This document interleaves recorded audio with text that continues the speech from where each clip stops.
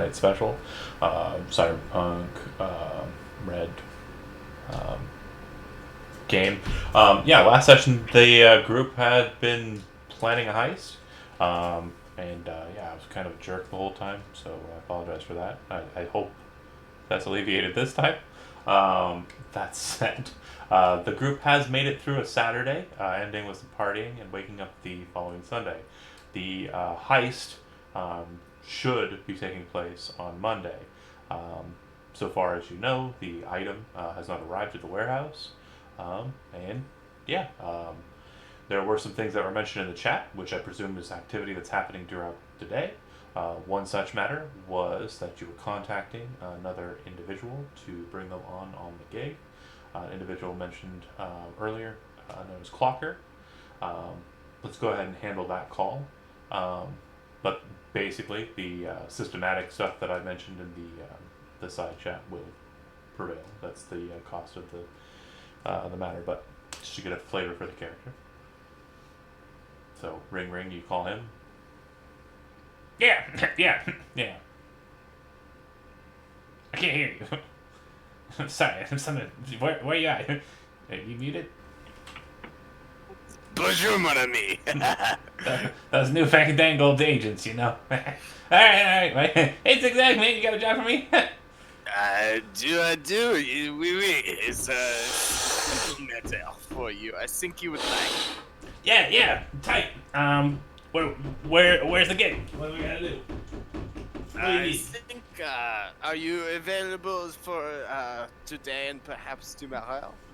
I'll be honest with you, Zigzag. Not too many people are calling since that last job over in Santo Domingo. I'm just gonna say, I didn't know that building was gonna fall like that, and it fucking did. So whatever. But hey, yeah, sure. Where at?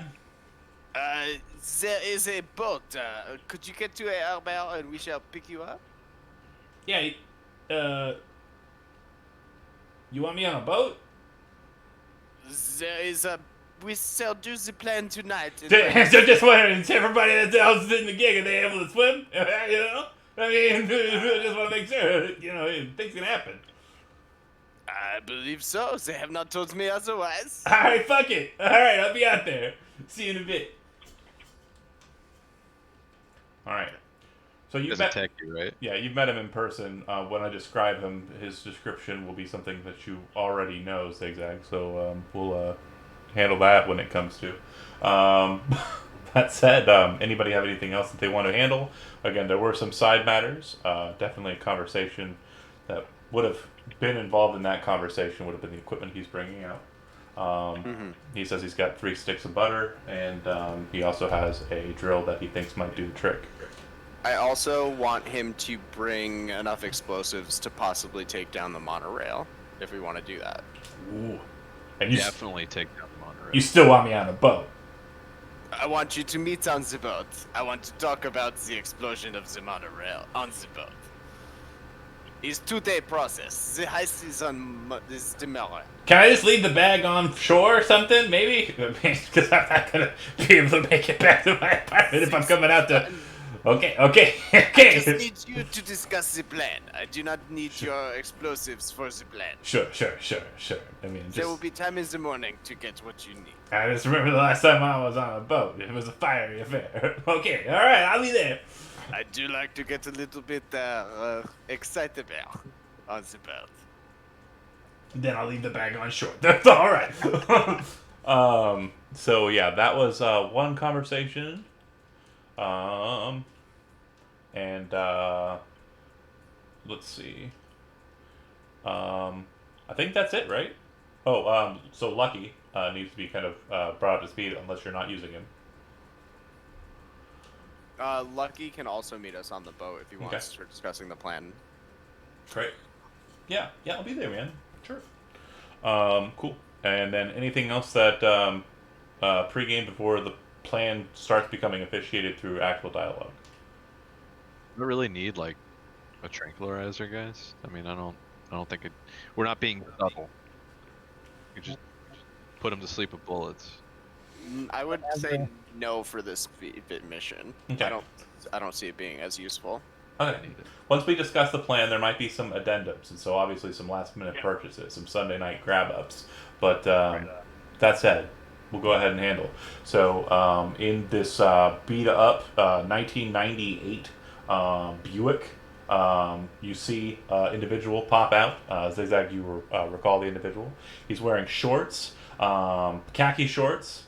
His spindly legs outside of them are flesh legs, but they are very thin and very hairy. He's wearing a pair of K-Swiss, which are beaten to crap, kind of caked in mud, and also what you think might be some kind of like dark sand or substance. It appears that his khaki shorts have big old pockets, and they appear to be filled to the brim with something that kind of clitter clanks as he kind of gets out of the vehicle. Over one shoulder he has a duffel bag, and over the other shoulder he has a tool bag. He's wearing a just plain green, olive green t-shirt, which has two breast pockets, one on each side, and both appears to have 2 packs each of cigarettes in them. Zigzag, you would know his favorite flavor is a chocolate flavored cigarette. Very confusing, not very common to see a t-shirt with 2 pockets. On his hands, he has no cybernetics or anything, so far. He has a pair of Waldos, one on each hand. Waldo is basically an addition to a hand that allows you to do fine manipulation. So it's basically like a set of like 8 spider legs that come over the top of his knuckles. He is wearing a pair of glasses that appear to just magnify his eyes to an insane proportion, and a number of different little monocles that are kind of connected to it that seem to be able to slip into place. His hair is just a disheveled mess, and he's balding up to a point where it's embarrassing because there's like pockets of like hair that still exist that probably should have just been dealt with, but seem to have just been left. It was burned off. It might be that. It may not be male pattern baldness. It looks like there is definitely kind of a cyberness to both of his ears. His eyes appear to be normal. You would see that his hand does have some cybernetics. Specifically, his thumbs appear to be cybernetic. As he gets out of the car, you see him go up like this with his hands as he's kind of moving towards Zigzag, pulls out a pack of cigarettes with the Waldos, pulls out a cigarette with the real hand, places the cigarette in his hand, flips his thumb backwards so it reveals a lighter, just like Zigzag, and he's doing this on the other side of his mouth with his opposite hand in the exact same fashion, so there are 2 cigarettes on his face. He lights both at the same time, slides them together, and holds them together as if they were one cigarette, looks at you and goes, "Hey, Zigzag! What's wrong?" Oh, it's same old, same old. This isn't much of a security situation here. He gestures towards his car. You got somewhere safe for this? And he gestures towards the bag and then kind of moves the fire away from it. I mean, I know it's only sparked by electric or whatever, but better safe than exploded. This is true. I have a small spot over. If you like, we can leave it at my office, or You got just a car on shore that you're not driving around in boats nowadays, are you? Is that your thing? is Oh, I'm sorry. I apologize. It kind of blows it off to the side this time. This is so sweet. They make me. They're fucking don't know great. how you do that. They taste like Christmas. Yeah, it tastes like Christmas with your fucking grandma. Hey, I told you not to tell anybody about that shit, okay? I mean, she was Who the old. fuck am I gonna tell? She was old and she was needy, and you were fucked to shit, okay? Just one time. And she's dead, God rest her soul. Fucking asshole.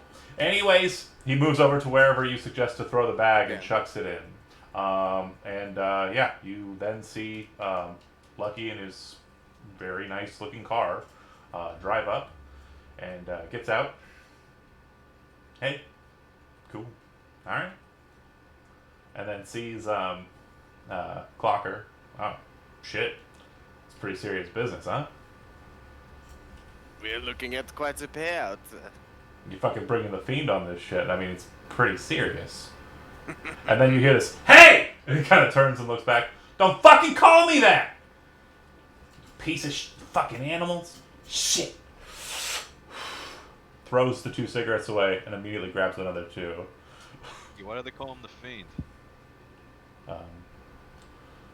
Well, I mean, he's just very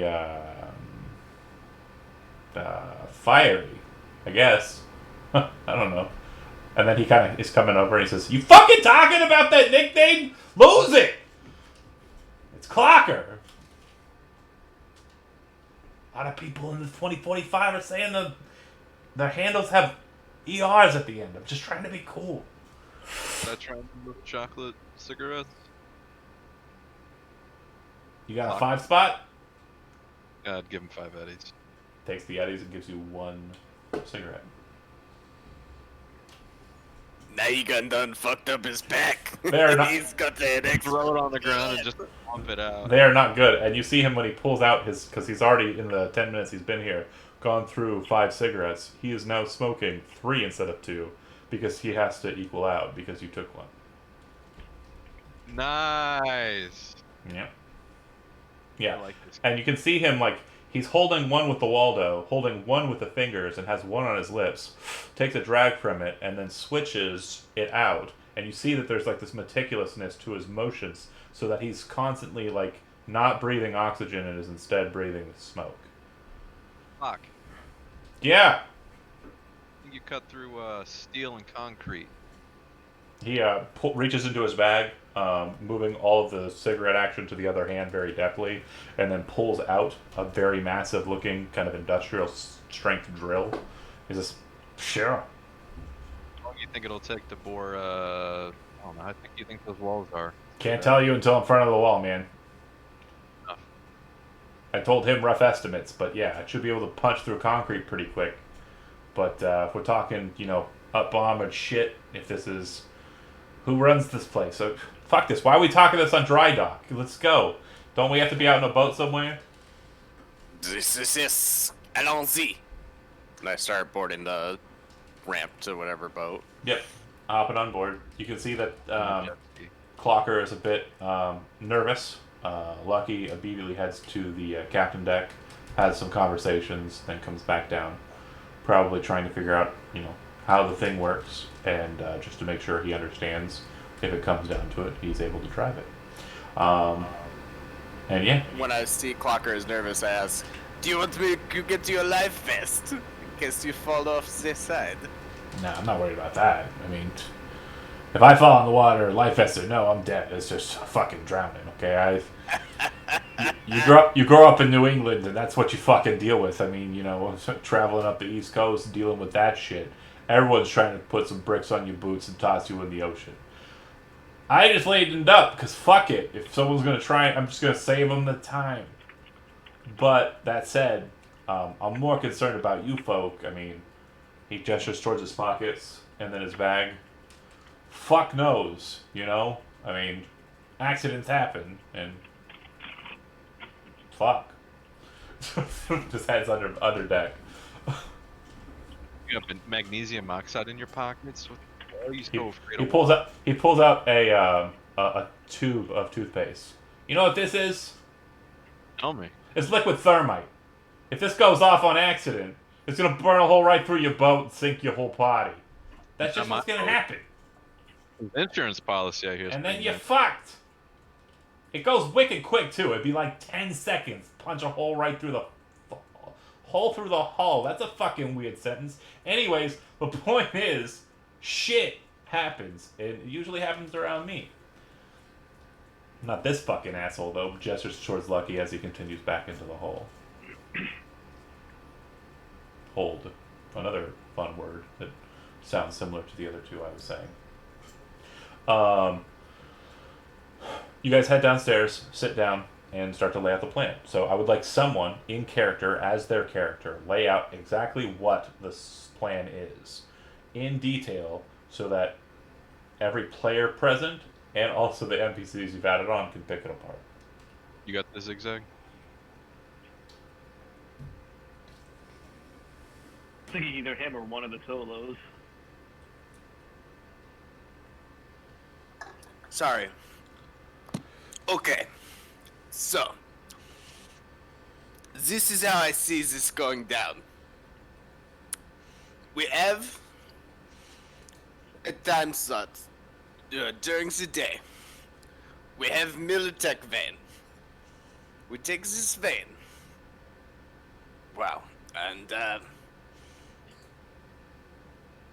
we load everybody but myself upon this van.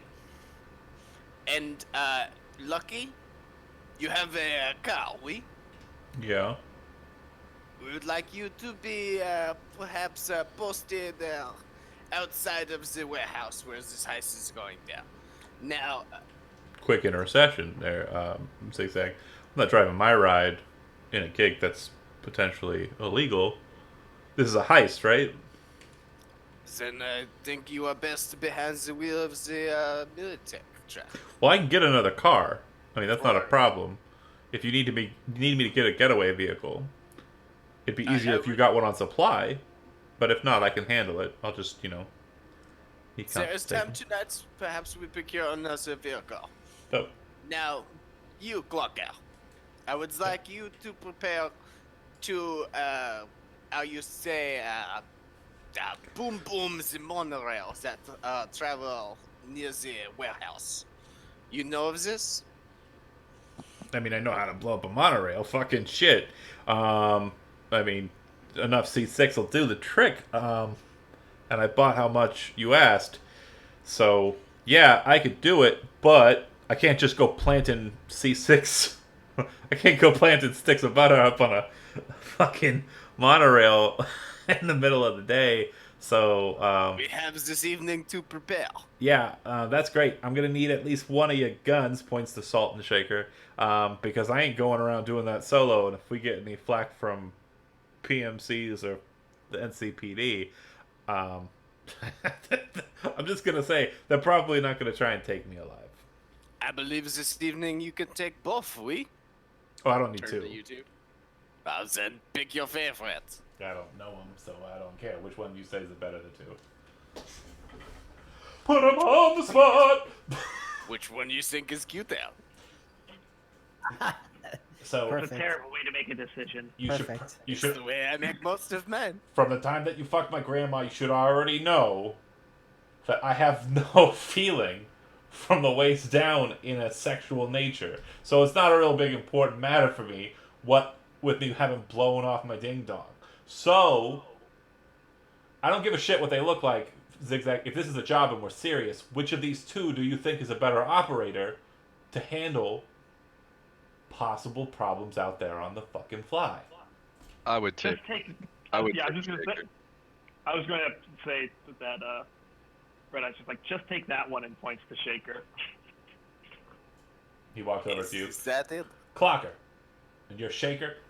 Shaker would shake, absolutely. So, with the idea is that he wants protection while he's doing the door, and where's everybody else going to be at this point? Yeah, if This you, is tonight. It's overnight before the mission happens. if you ask him He direct, needs to go set explosives on the monorail so that way we Yeah. set them off during the day. it's a simple blowout. From what I'm understanding, you're wanting the monorail to crash down on the. He points outside the window, right there on that bit. Yeah, that's not a problem. on that warehouse, but No, not on any warehouses. No, right on that street out front. Yes. Yeah. Tu I- comprends? Oui. I can handle probably 2 charges, so we're probably gonna have to just maybe take 30, 40 minutes once we're on shore. And, So, Any way to scope out security where we're going to need to plant the. sounds like explosives? we probably let that boat sail. Just looks around and kind of points at everybody. Huh? And then kind of says, we probably don't have time for that. I'm going to go plant some explosives like the boss man says. If we get caught, you're shooting the people. That's it. That's the gig. Okay. System question: is there such a thing as exhaustion if he stays up all night and then does a gig in the day? I got you with drugs, baby. If you Alright. don't You want can to sleep, I definitely- got you with You drugs. can definitely stem me up. It's fine. Cool.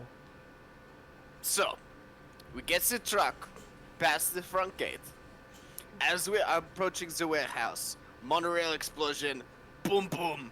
Everybody go crazy. Then we hopefully have the drill to drill into the side of the warehouse while there is confusion. Sorry to interrupt you, honey, Uh, but how are we getting past the gate? I didn't catch that part. is Militech vehicle? There's Militech warehouse. They shall theoretically allow you the entry. It's not a Militech warehouse. Lucky kind of looks It's at you not lot. a Militech warehouse, but there is Militech warehouse on the lot. Lucky kind of looks at you all. Not to be a horrible prick or anything, but not many of you could pass for Militech corpos. Kind of looks over at Salt. Maybe, if you dress him up right. Looks over to Tark. Fuck no. That Dude, is why I'm we from had corporate biotechnica. Fuck you, Lucky. Lucky kind of shakes What his do you head. know about the corpse? Dude, it's not about that. You know it's not about that. He kind of looks at you and all your fashion wear and shit. It's not about that. Militech corpos don't usually ride the high fashion. I'm sorry, man. You've made your life choices.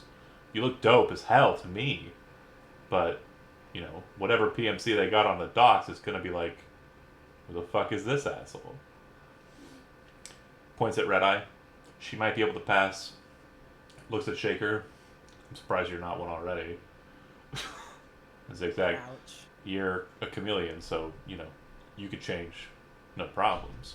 But, yeah, definitely going to want some people in the driver's seat who are, and also the passenger seat, who aren't looking like gestures towards Tark.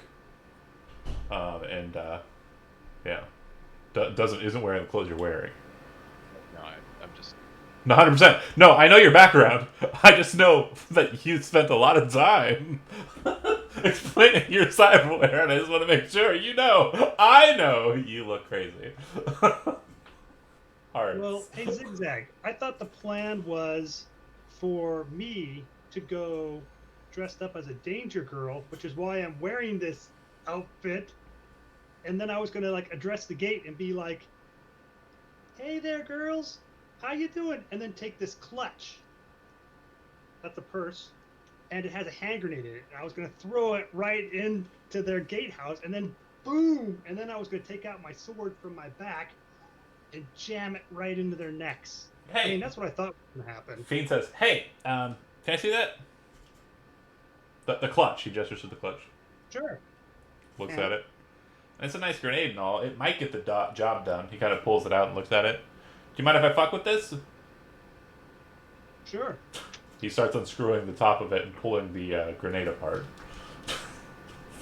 Definitely. That's how we all die.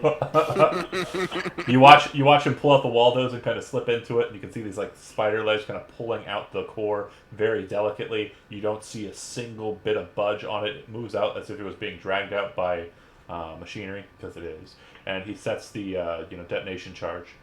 Pours out the gunpowder onto a small little pile on the table, looks inside and says, "Fuck, man, where did you get this? This is some old shit. That's C4." Kind of reaches in and starts kind of pulling out clumps of this weird clay-like material, setting it down on the table. High explosive, sure, but dated. Pulls out a small stick of weird clay material and slides that in there. Takes the charge, slides that back in, screws it up, kind of slots it back in, and then you see him kind of slide the pin back into place and hand you or toss the grenade back in there and then hand it back to you. Oh, thank you, honey. I see I also need to get some highlighter or something for my eyebrows. They kind of disappear on my face when I'm trying to look pretty. Yeah, I mean, from a distance, when I was coming up to the dock, I was like, oh, she. But, yeah, you definitely, I mean, maybe in my youth I might still woulda, but doesn't matter anyways. We've already divulged why you cannot in your old age. Okay. Shit, you fucking first thing that they tell. I mean, you got your friend over here calling me my name that I don't like, and then you got you already telling stories about my grandma and shit. Jeez. Lucky kind of.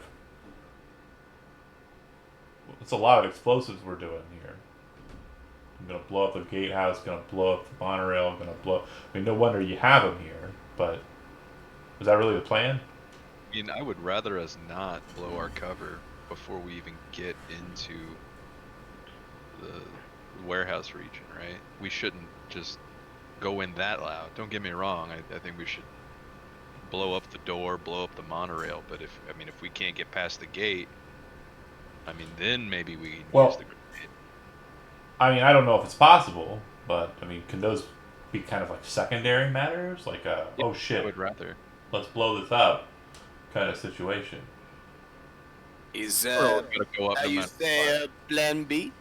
Fiend kind of looks at you and reaches into his pocket, pulls out a couple of like watches, old clocks and stuff, kind of throws those back in, and then pulls out what appears to be just like a small kind of like, you know, those like hand strengthening muscle deals? That with a bunch of wires and weird mechanism on it, and tosses it on the table. When me and your friend Shaker are done tonight, that right there, give it a squeeze, boom, monorail's done. Okay? So you can do that wherever you are, whenever, however you like, and that's fine. If that's what I'm doing, that's easy. Cost is simple. Oui. So, once we gain the entry into the warehouse, there are two exit strategies for the decision making upon the fly. There will be me posted in the water with the jet skis, and there will be Lucky outside the warehouse gates with the getaway car. Yeah, if we're gonna do it, Lucky says, I've already scoped out the place a couple of times. First time I drove you out there, and you know, not too long before I came out here, since I just assumed the job's gonna be out there. I think if we're going to try and deflect away from incoming Militech, based on their positioning, I'd say they'd probably be able to get an ATV on site and ready to go, fully armed and capable in 2 minutes. If we're gonna set up that getaway car, I'm going to need to meet you right on the Watson Bridge. So you need to get from where you're located to me, and that's where I'll have the getaway car loaded and ready to go.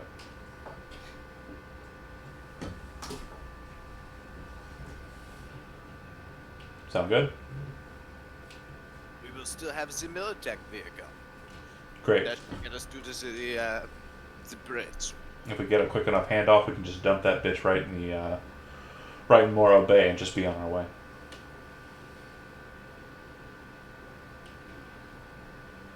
Yeah, it makes sense. It'll probably be hot. Questions, comments? Any so the chip that we're looking for, like, what? How? I mean, it needs to be handled delicately, right? If you bring up the specs for that again, kind of the information that you have on it, Zigzag, I'll remind you that it is a biochip. So it is actually in a cold storage containment unit. It is going to be removed from that. Cryotank is going to be required on site to basically keep it at its set degrees. So that is a very specific job. It's not a massive unit, but based on what you understand, it is in a very large and unwieldy case. Tiny cryo tank. I have a large cryo tank Yeah, for a human. for I a don't human. have a tiny one. But yeah, if you want to kind of acquire single organ cryo tanks, you could try to do so. Yeah, that's absolutely something. Or Kip Ash one. A guy named Jace. He gonna go way back at Biotechnica. Dope. Get all my drugs. Yeah, I mean he can definitely hook you up with a one that would normally contain a heart. How much? It's an expensive item. 500 eddies. 1 second. You're being bad.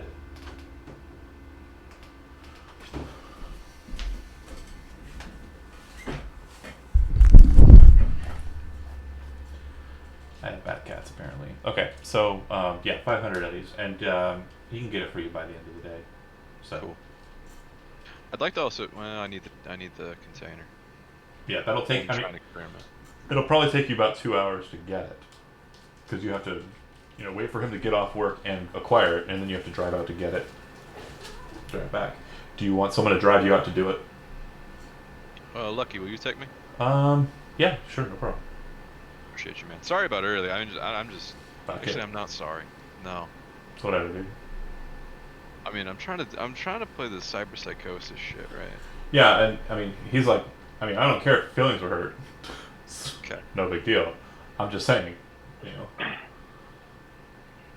trying to state the obvious. Maybe you haven't looked in the mirror lately. Dissociative disorder. And seems to play well. That said, okay. Discussing the plan one more time. Here we go from the beginning. Step 1. Load into Militech vehicle. This will be Shaker, Salt, Tark, Zigzag, Red Eye. No. This will be Sorry, Zigzag not present. Shaker, Salt, Tark, Spotlight. Spotlight, right, sorry. Oh yeah, I forgot I was here. Ah! I've been talking this whole time Those to four my... are in the Militech vehicle. I've been talking to my... I really hope he's not recording right now. Dude, I'm you- not recording. I'm not Shit on the recording. clock. So I got an idea. I'm definitely not going to be able to pass as a Militech guy. But while you guys were, talking, I got a friend whose dad is actually in. He's a corporate guy who's got suits, and I asked him what the measurements are, and it seems like they might fit some of you guys. So I can go get those. This is a good plan to me. All right, great. I know what I'm doing. I'm getting suits. I'm useful. Yes, so People like me. Militech vehicle, like I said, has those four in it. Okay. So those four. Meanwhile, Zigzag is going to be riding out on the jet skis. Okay. And Lucky will be moving to the escape vehicle. And where's Red Eye? Red Eye is in the On vehicle. the boat, because the Militech vehicle will give her remote hacking access. So doesn't she's need not to going be on present. site. She doesn't. thought need she wanted to be in unless person. she wants to. Well, the question I have with that is necessarily, I'd imagine it is one system throughout the warehouse, but part of me wonders what if they actually are smart and have a decentralized system inside. I mean, are we driving the truck all the way inside of there? That's No, the but plan. we're driving the truck up to the front of the warehouse. So, like, even if you can't get access from the gatehouse to the full system, you should be able to once the truck makes it to the warehouses. Well, if you remember, once you get into position at the gatehouse is going to come and check your information according to what you know. From that position, Red Eye can hack from the vehicle to the systems to basically alter it so that it looks like you're people that actually belong there. Right. And if that doesn't work, then monorail. Monorail. Yeah. Monorail. Monorail. I mean, how often are monorails running on this track? Like, will we only Every have 30 like minutes. one opportunity, or Every 30 minutes. every 30 minutes? Yeah. Just make sure to get the one with Bitey in it. So if you time it right, you would know that you would arrive pretty much on the scene, and you're either going to hit that right before a monorail comes and drops off, or right during a monorail's above you. And even if you hit it after a monorail passes by, the debris from the monorail's framework destruction is still going to cause a problem.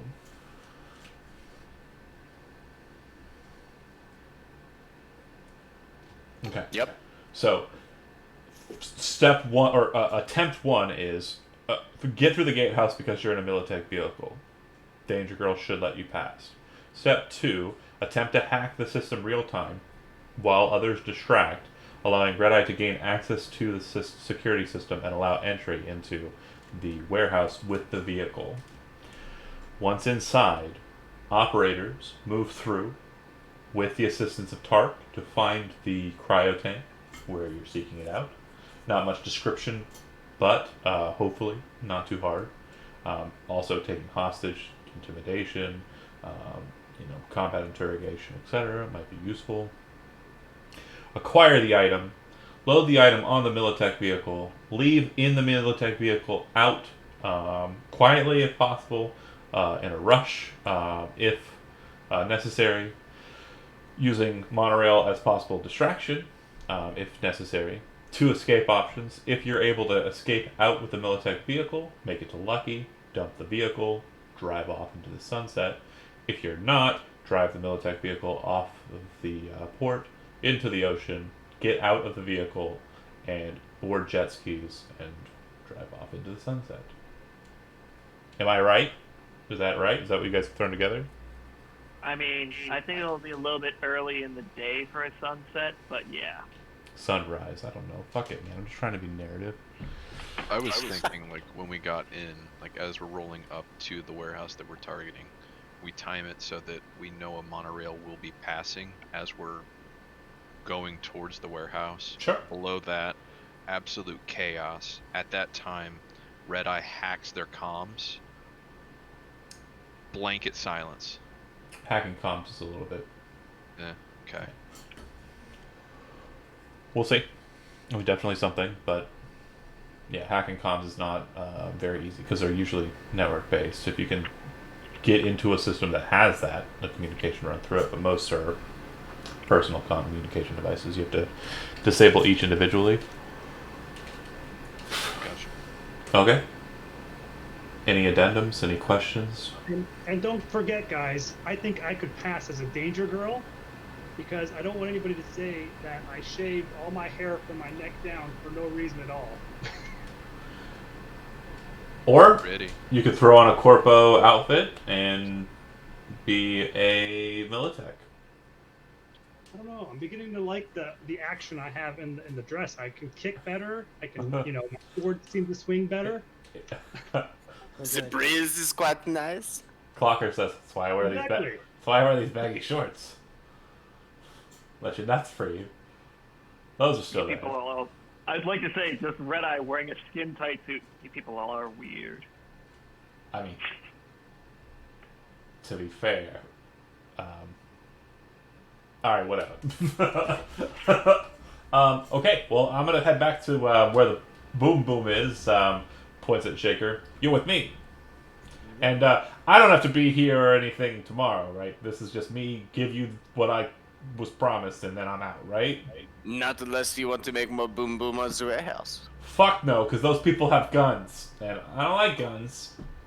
I tried to make your involvement as simple as possible. You did great, Zigzag. I love it. This is the first job I've had in a while. I really appreciate you.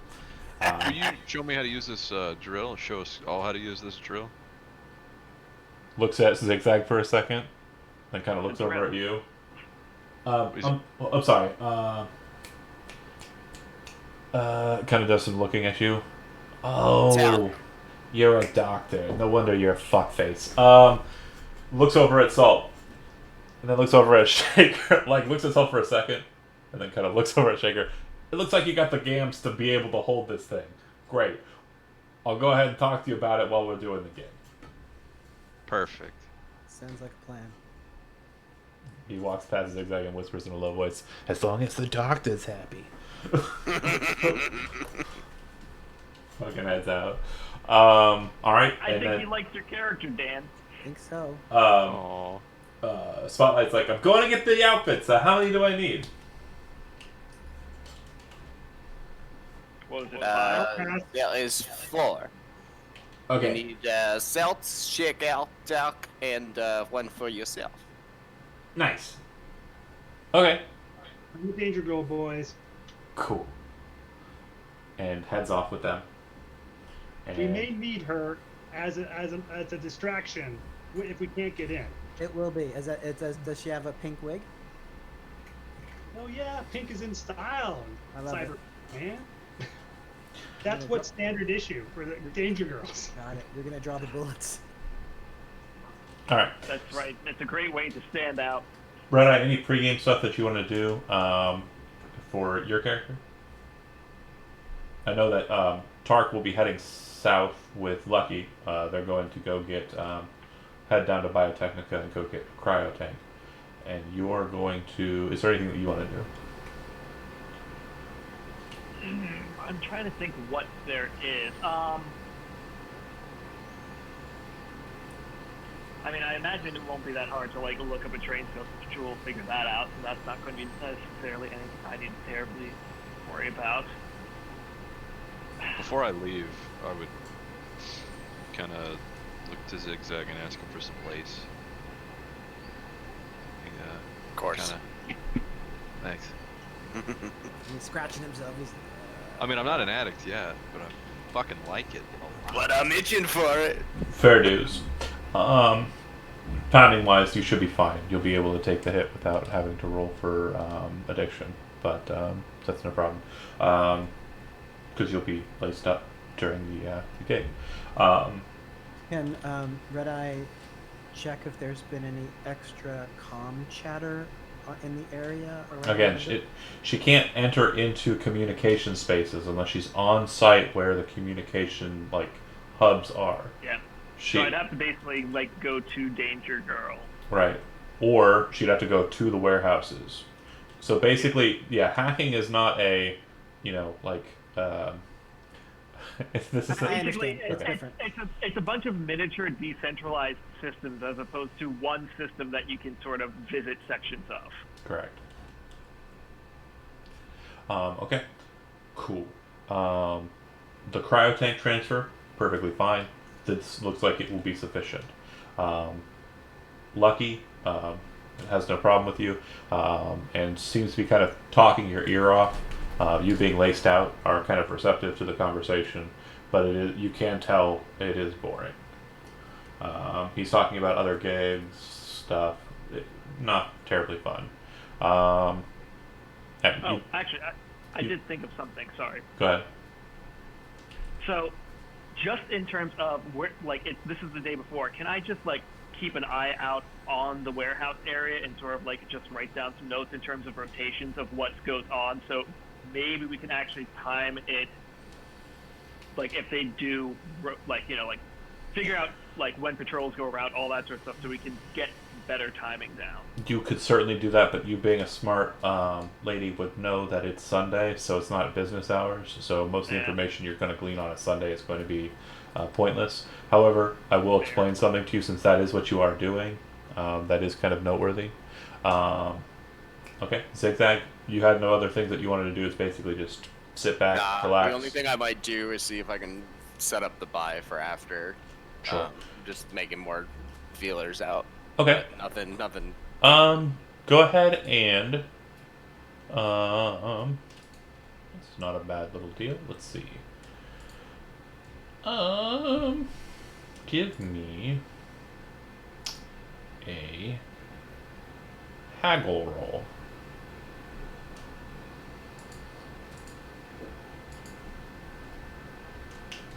Exceptional. So yeah, you are talking about the item with some other fixers and also some known potential buyers. And what you are realizing is that most of them seem to have been bodied out of the conversation. So the item you are seeking, you now understand, is so black market, so prominently known amongst your circles that nobody really wants to touch it. However, there is one purchaser, one buyer, who goes by the name Anna, who Anika seems to be setting you up with. And according to what Anna is saying, the most that she can put down on the item is a total of 800,000 eddies. But she needs it. The other thing that you get from Anika is Anna is a Militech corpo. So, she could also help in trade.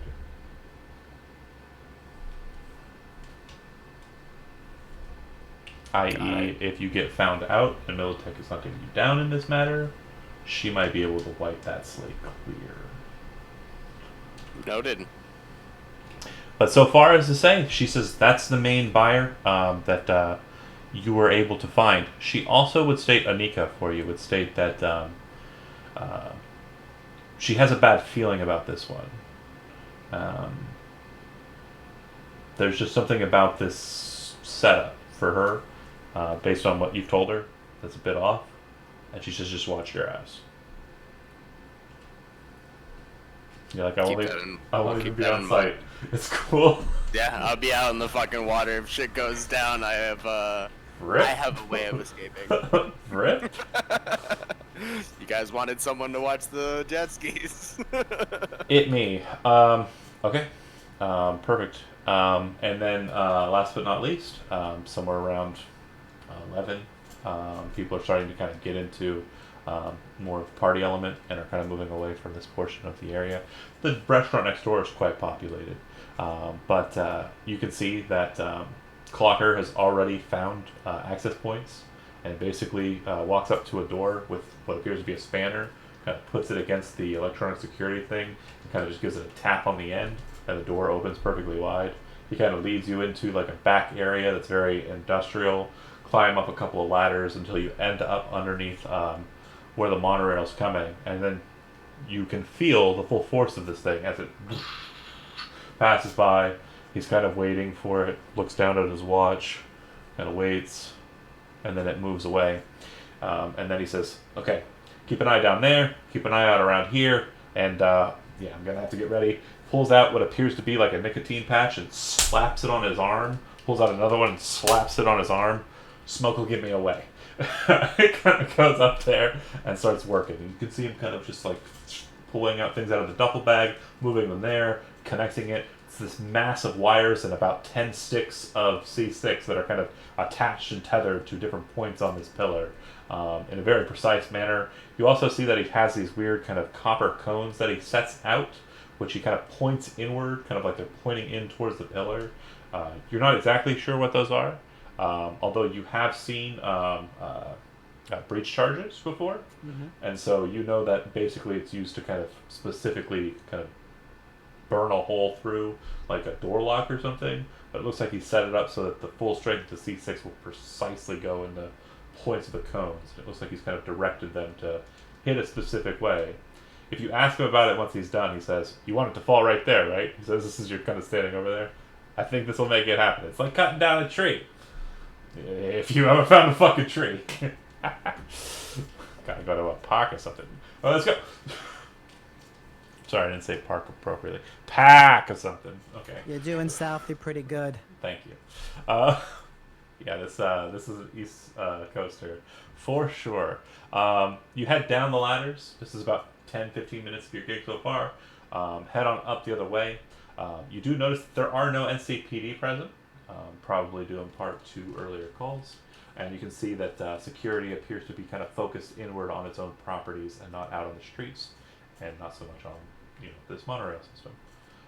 But yeah, no problems. I've already rolled my checks on my end, and also percentage chances for you to get caught, but no issues. He manages to set both setup charges, and basically as he's kind of coming down, he explains, you click the button, boom boom, if it's over there, it's falling. If it's over here, it's flying right off. So it's kind of a double whammy, and it's going to take out this whole kind of section here. So if the train is either right before it or just on it, it's coming down. Period. What's the range? What, for the activator? Mm-hmm. Oh shit, you could be up in San Francisco if you wanted to be. It'll work. All right. Nice. All right. Well, shit. Let's go back to my Buick, and yeah, I'll see you off. And he heads over back to the parking lot near where you guys are kind of set up, because this would be back across the way there. Shake would pull out some bourbon out of a little flask in his shoulder and take a swig and pass it over. He kind of goes, no, I can't drink this stuff. And he's been smoking the whole time. You guys have been heading over this way. I can't handle this stuff. I get really twitchy. More? Right? Yeah, you don't want to see me. But I'm gonna head off. Tell Zigzag if he needs me. He's got my deets. He can throw me a hollow good. But yeah, Good stuff. that'll work perfect. Just don't hit it early. You don't want the 4th of July to happen. Promises. You don't want the 4th of July to happen in June. I would be wicked careful. You're wicked careful. All right, he heads out in his hoopty Buick. All right. Handled. Salt, sorry, raising your hand. I see you there. Yeah. During this time, after we broke and everything everybody went out and did their stuff. Oh, I'm sorry. I forgot to ask you if you wanted. I'm sorry. I thought you were going with someone else. Go ahead. I thought you just hated women or something. No, Just never. Kidding. Just kidding, people. No. What I would like to do is I got to make my impersonation complete. So I need to do a little research the night before to make sure I know as much as I can about the Danger Girls. Like I want to, know what their headquarters is, all this Sure. other crap. I know it's probably hard to find it, but No? you have it like the internet, right? No. I mean, well, sort of. You have data terms. Is there a cricket? That might be on my end. Sorry, there's toads and crickets right around here. Fair enough. Fair enough. So, Danger Girl as a. Go ahead. Yeah, what I'd like to learn if I could is I'd like to be able to, like, if I need to pop out of the Militech truck and like cause a diversion or whatever, I'd like to be able to say, like, hey, this is so and so from headquarters or from like, whatever different area they have, like they have a San Francisco branch or whatever, and just kind of distract them and then like kick their butt. How deep are you reading? Super deep or just checking it out? I have a whole night to do it, so I mean I've already done all my like Sure. shaving and all that. So stuff, you I'm would good. know that the CEO or leader of Danger Girl Inc. is a woman named Michiko Sanderson. You do some studying and learn that Michiko's oh my god, why can't I think of the name of it? When a person is married and their name before they're married, it's Maiden. a maiden name. That's Maiden right. name. Sorry, my brain just said no. You don't get to go to that side of this hellscape. Is Arasaka. Michiko Arasaka. And she married into the States. She is basically forming up Danger Girl very similarly to Arasaka, in that it is a private investigation and security firm. You would know that the people who operate under Danger Girl, mostly women, not exclusively so, but yeah, it is specifically a company that specializes in cases for celebrities and other clientele. So whatever's in this warehouse size is presumably focused on that. And you would know that they also got grants from the NUSA, specifically from President Elizabeth Kress, to kind of build up their presence in Night City. So it does appear that this one Arasaka married into a situation and was able to kind of form their own kind of anchor here in Night City. Much about the persons who run, it's not too dissimilar from people who would run in any other private investigation / security firm. Toughs, who typically dress nice, but nice enough. Most of them are more high fashion elements than the militarism seen present in Militech. Any other questions? Would it be unheard of for like I say corporate, I mean like corporate Danger Girls to like send somebody to do an inspection or something? Could I get out there and be like, hey, I'm from the Department of Justice and I'm here to adjust your beds. Here, have a hand grenade. You would know that the company, from its appearance, does seem to focus more on like a grouping or conglomerate of private investigators, private detectives, and private security that have kind of all amalgamated underneath one corporate office. The corporate office handles their work like a secretary would, or like a clerical service would. The people who are actually on site know their job, and if they were being corporatized by someone, the only person that they would take it from would probably be Michiko Sanderson. That make sense? Yep. So can I throw together enough of an outfit so that if I pop into them, will they real quick at first sight assume I might be a Danger Girl and then not kill me immediately? You definitely with the outfit could probably pull off someone who might be affiliated and on site. They would have to do like a second take to, sort what's happening there. All right, I think I can do this then. So Yeah. I'm gonna like practice and everything so that I know if I need to jump out of that Militech truck and like improvise, I can like do something to at least catch their, get them by surprise. Because if I remember correctly, Salt is actually because you have a very bushy beard in real life, but Salt is actually a very androgynous, handsome South Korean male who um, might look good in makeup. I'm not saying you wouldn't. I mean, unless you want to try it, we could see it. No, I assume he would look good. Yeah. That's So why you can believe it. yeah, it's absolutely believable.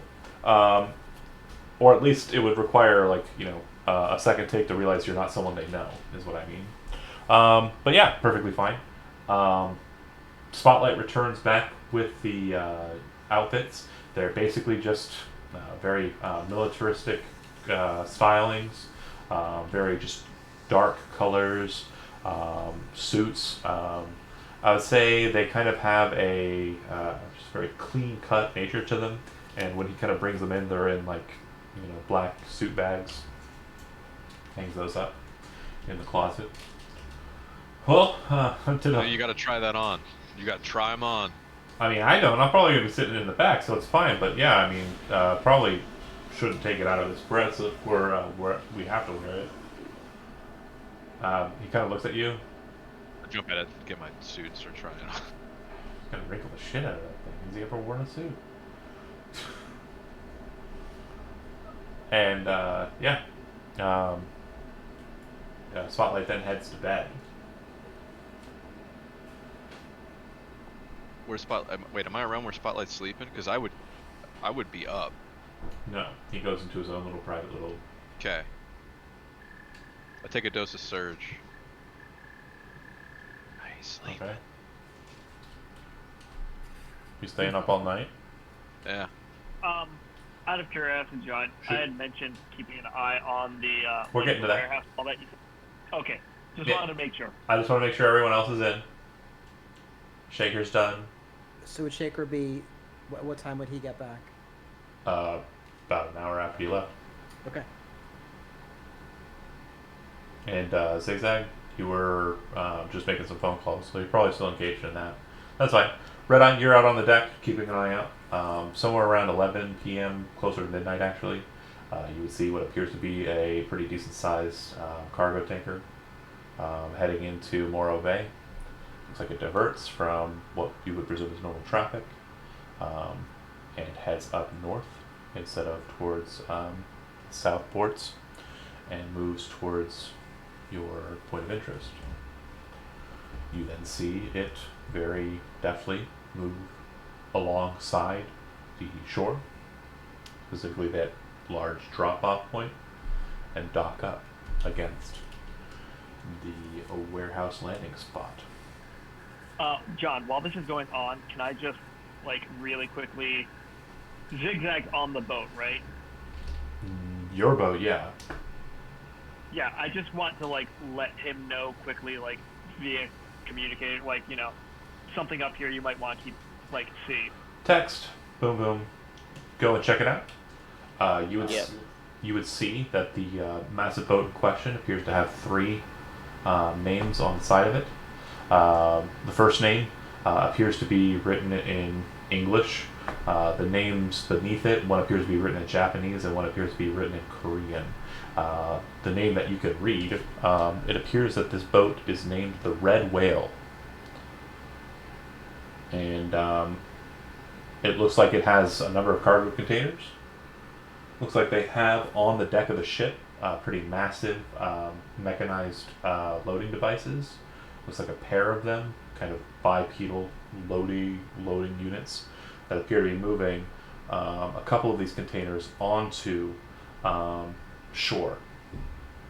You'd notice that they are then kind of loaded onto pallets, and the pallets are connected to pretty massive sized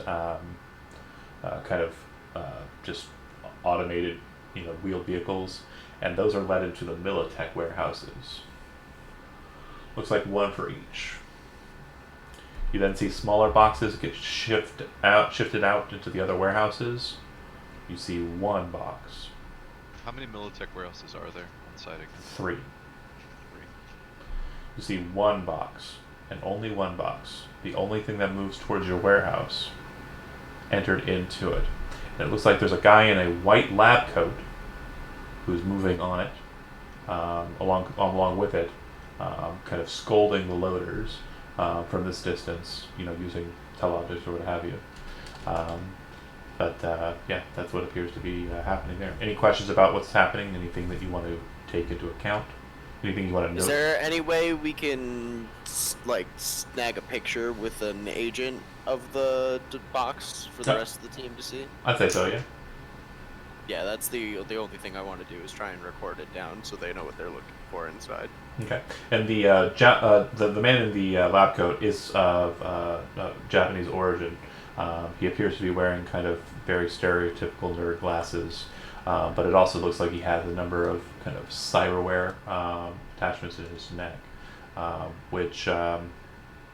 you take any pictures of him? Seems like they're kind of a joint package. I'd say, Yep. yeah. Yeah, I imagine it's just like a constant snap of Sure. picture after picture, so we can share the best 20 of them with the team when they get back. Okay. Once they've unloaded and everything, do you send the pictures to the group? No, I'm gonna hold on. I don't know if I trust them over data. Okay. They're all supposed to make it back to the boat at some point tonight, so there's no reason why. Yeah. I'm back at the boat. Everyone would have arrived by now. Yeah, you would know that Then there's then somewhere I'm gonna around. walk around and show them the pictures Sure. individually. This would be for Shaker and Shaker alone. Go ahead and make me a. I'm gonna say tactics roll. Tactics. Where is that? Under education.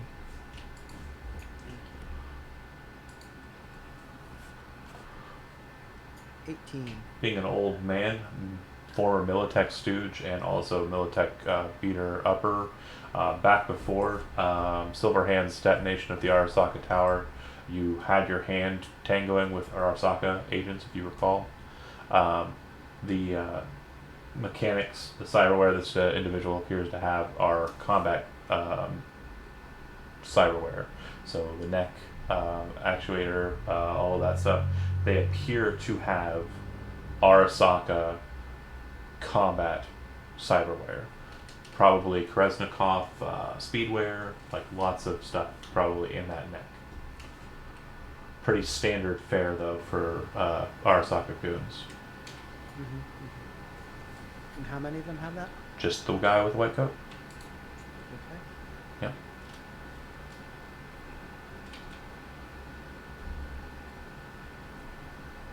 Yeah, it looks like a lab coat. Would you tell us that? Yeah, sure, if I could.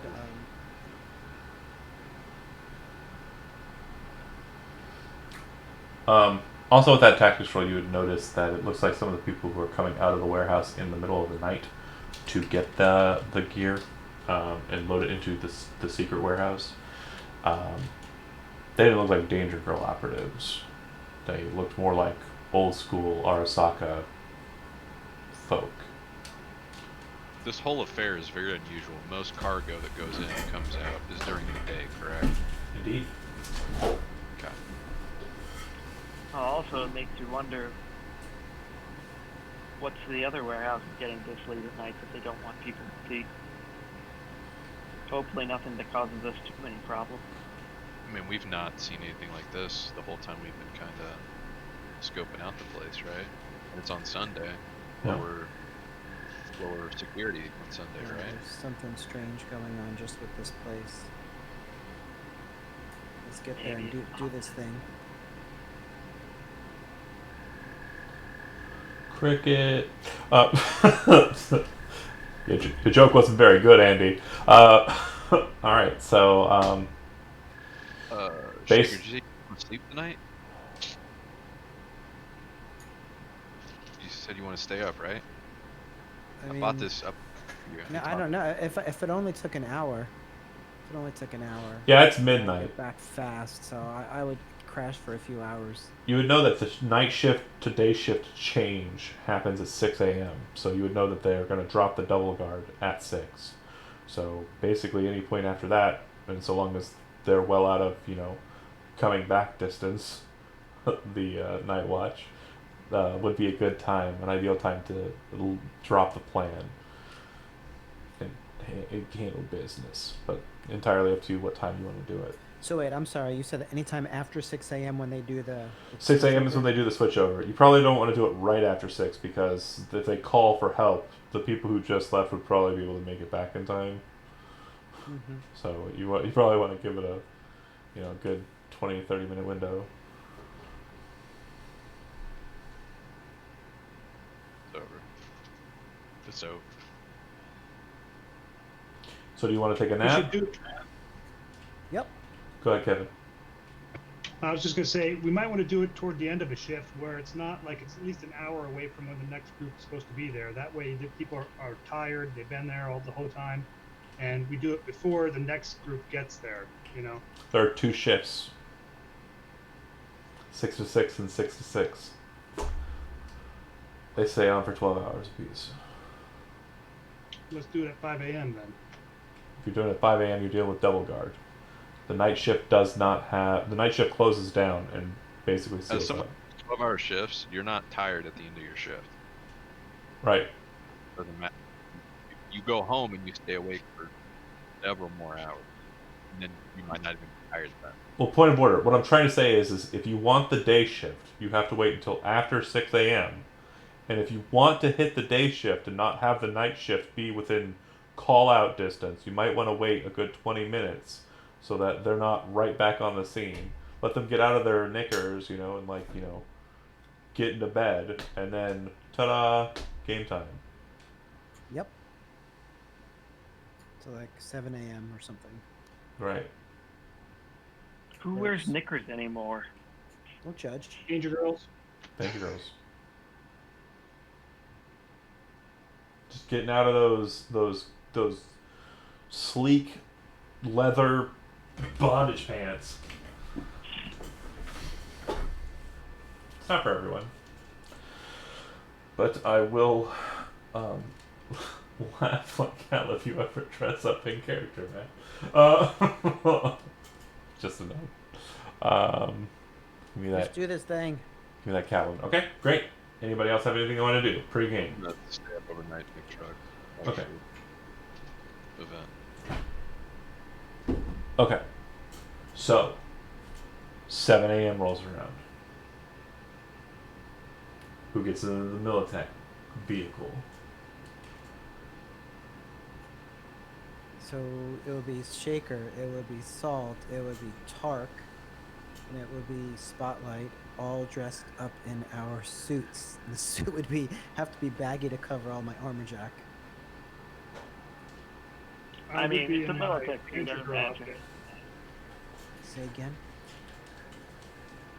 I'm sticking with my Danger Girl outfit. It's our contingency. Who's Okay, and who's then Red driving? In the back. I recommend Shaker. He's the most Militech of us. He's gonna be the most believable behind the wheel if he's interrogated too much. Oh, shit. Am I wrong? I mean, I might look the part. I'm not sure he'd be able to come up with some excuse on the fly. What excuse do you need? You're going to the warehouse. You just got a Yeah, shipment dude, last just night. drop in some Hey, stuff that's off. your warehouse. They have no right to keep you from it. That's Mhm. That's where you're going. That's where we're going. That's your. Check the logs. You saw That's there why was a you should shipment drive. last night. They're just checking the equipment. That showed up. There was a deposit last night. 3 deposits. You need to check the quality of the deposits. All right. Okay, great. It's So none of the Shaker, you're damn driving. business what it is. Nobody can hear what John's saying. So Shaker, you're driving. Yep, I guess so. Great. See Go how this ahead. goes. Go ahead and give me a driving. I think it's land vehicles. I think is what they call it now. That's a skill. Should be under control. Got it. I have 0 in that, just so you know. Cool. No, It's gonna 17, go not great, bad. guys. Not bad. Not too bad. So you're driving, and you're making it look like you are supposed to be driving. And as you're kind of making your way from, you know, the downtown area, across the bridge, and over to the Watson area, you feel resistance in the vehicle.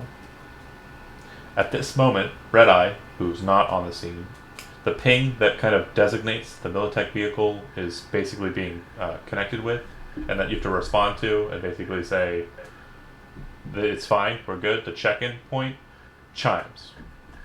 Do you check in? Please check Yep. in. You would notice that this is a manual instance. It seems that someone is actually trying to secure the vehicle on the opposite side. So it's basically like someone's trying to open the door, and you're on the other side of the door. You're trying to hold the door closed. Do you let the door open, or do you try to keep it closed?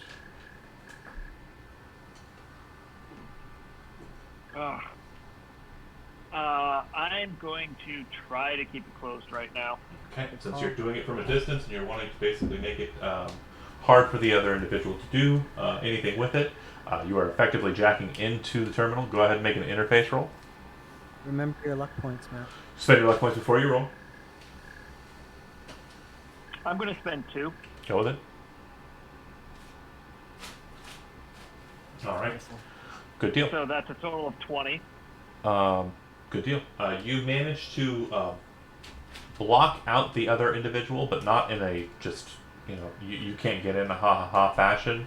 You basically very quickly and deftly create a proxy of what they're trying to enter into, copying over what's necessary for it to appear that way on the opposite side with what you presume would be the case, and basically create this proxy space that they'll be moving into, leaving the space free to act as normal. And you wait, and then you see that they okay it, like there's no issues, as if they were checking in on the device, and then you basically created this proxy that doesn't show bad people in the vehicle. They okay it. The vehicle starts moving as normal. All right. Slow down, Shaker. You're driving like a madman. Actually, I think I was driving like a granny. You start to pull up to the danger control You're driving like a Canadian. box. You can see that there's still a netrunner on site, and it does look like the Solo as well. The Solo comes out, looks at the vehicle, very quickly doesn't stop you, and as you're kind of moving up, kind of gestures inside, you see the netrunner kind of do a tap like that, and the bar opens up. The Militech vehicle is allowed entry. You drive in. So this is past the guard booth? This is the guard gate that we're dealing with right now. You are driving up. You're about to drive up to them. You see the woman come out with the Jungle Reaper, who I've mentioned a couple times. She sees that it's a Militech vehicle, doesn't give you really a second look, turns and looks back into the Netrunner who's inside of the box, gives her a gesture, and she does one of these on her headset, and then the door opens. The security bar opens. Yeah. You drive in. We're driving in. Cool and collected, make your way down. Looks like a lot of the things that you saw last night have cleared out, but you can see that the boat is still connected to the port. Cut the scene, moving on to the outside. Zigzag, you are on the back of the boat. You have 2 jet skis. You know that you can ride both tandem, and you should be able to secure out there. You can see that there's a massive cargo vessel out there. Moving too close to it might be a problem, and this also blocks the exact pinpoint location you've declared as where people would jump off into, because it's kind of right out in front of the secret warehouse. The presumption is that everyone is aware that it's going to be out in front of the boat, or is it going to be out behind the boat? Like they have to go over the boat to jump off of it, or do they have to go around the boat and jump off the pier? Get what I'm asking? I think so. So basically, where you were going to park the jet skis was right outside of Right, where the is warehouse where the was. boat is now. The boat's So in I the have way. to choose whether I want to be Outside the boat or in front of the boat. right. Boat's a long ways across the port. So best for exit is in front of the boat. Safest for me is outside of the boat. So I Best have for to them, cross. best for them is not having to run across a boat that might have its own security. Yeah. Best for you is, just run across the boat, losers.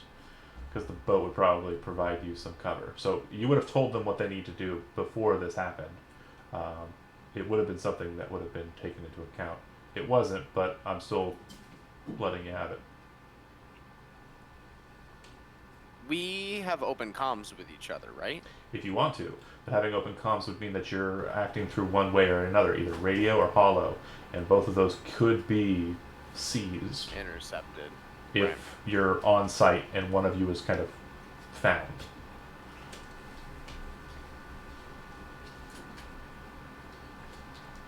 Out of curiosity, like, is there? If he is on the outside of the boat, does that necessarily negate the fact that he could drive up towards the front and pick them up if he needed to? Yeah, It but doesn't, but I would have no way of knowing without those comms when I need to do that drive. and it wouldn't be instantaneous. It would need Right. you'd need to I go would- around a whole ass boat. Right. Basically, when they're starting to leave the warehouse is when I would have to make that maneuver, and I couldn't do that without active comms. You can again, you can call anybody in the blink of an eye. I think you have an internal agent, so it's even quicker for you. Like you have Right. one built into your I do. head, so it's even quicker for you. So you on the receiving end is actually a pretty decent choice. So it's up to you. That plan worked for me though. If you want to park on the outside of the boat, and Yeah, then I move kind of where want they to need park you. on the outside of the boat and wait for a call to drive up and pick them up. Perfect. Okay. Car moves into the warehouse area proper. You just drive on up to the Danger Girl, or the warehouse, the secret warehouse. You see individual come out. Not a Danger Girl representative. She appears, or he appears to be wearing kind of just a nice static kind of suit. Not too dissimilar from yours, but definitely a bit more stylish. Pair of mirror shades. Is it possible to have been driving with a gun in one hand? Yeah. Okay. Okay. So like my pistol at my sort of between my legs as I'm driving. Okay. He sees you approach. He looks at you as you kind of move up. Do you roll the window down to talk to him? Do I roll the window down? So does he look like he's coming to approach? He's walking up to the driver's side. Yeah. Yeah, absolutely. Yeah, Okay. we'll open that window. Meanwhile, Red Eye, you detect that you are now in proximity of the security net architecture. If you want to effectively enter into it, you will see what's on the first tier. So you would be Yeah, sure. jacking in is the action that you're taking. That's one of 3 net actions. So we're doing this simultaneously. So for the first action, or first triumvirate of actions from the net runner, you have jack in, and then the next 2 need to basically fall in line with what's next. What you're realizing is that this first layer has a password protection, and from what you can tell, this net architecture has a total of 3 levels. That's including the one that you're on. And from what you can tell here as well, it appears that you can see what the 3rd level is. It appears to be some sort of connection to what you're not sure. So this is not an independent, free-floating kind of position. It seems to be securely linked to something else.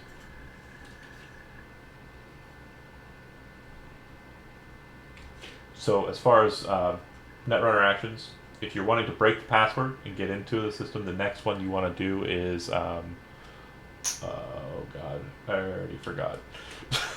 What do you have? 4 luck points left? Is that right? I've got 6 left. Backdoor is the Okay, action okay. that you want to take. So if you're using a backdoor action, you'll need to make a interface roll. The difficulty value being set already in my head. Do you want to spend any luck before you try to break the password? Yeah, I'm just going to spend 1 on this one. Roll it. 15? Good. All right. Are you moving into the 2nd level?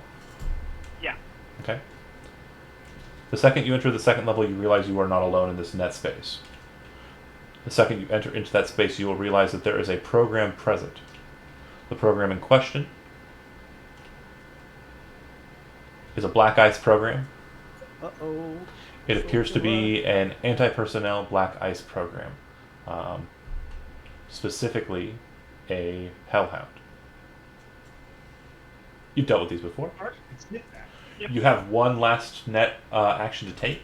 What would you like to do? You can also attempt to move to the next level. It's possible that the Hellhound will chase you into the 3rd net architecture level, but once you're there, you could find out what there is. So can I use this to run a program? You can run a program as your net action, yeah. Okay.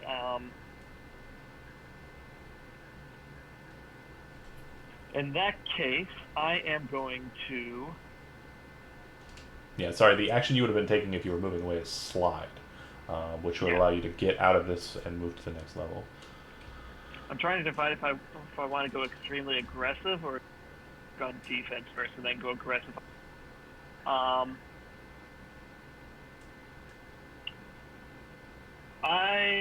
thinking I might want to run my armor program. Okay. So, as I understand it, each program loaded on your cyber deck can only be activated once per meat space round. So you'll be activating armor, and that, of course, you can only do once per this turn. So when I say meat space round, they're acting in like gun, fight, bang, bang, shoot 'em. We're acting in cyberspace. We're awesome. So you get 3 actions for every 1 action they get, because you're cooler than they are.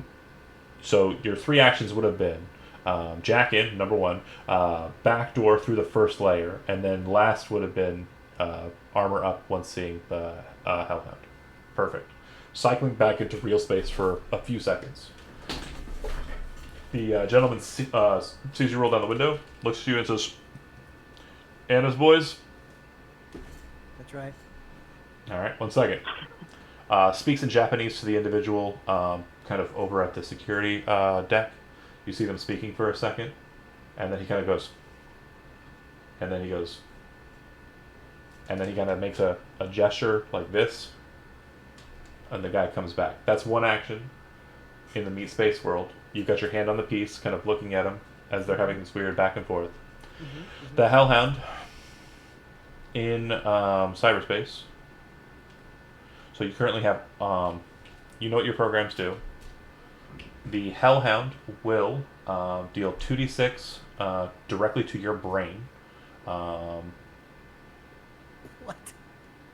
Yeah. It's the reason why I put the armor up, because it lowers brain damage I would receive by 4. Is your brain insulated? Or sorry, are you insulated? Are you in an insulated attire? Your cyber deck. What do you mean I'm insulated? I'm assuming if you don't know what I'm talking about, you don't have insulation. Perfectly fine. So if anyone is near the Netrunner, which I don't think anyone is. Ooh, no. Change of pace. I'm in the back. Let me think for a second. Because we're operating not... no, yeah, you are operating physically.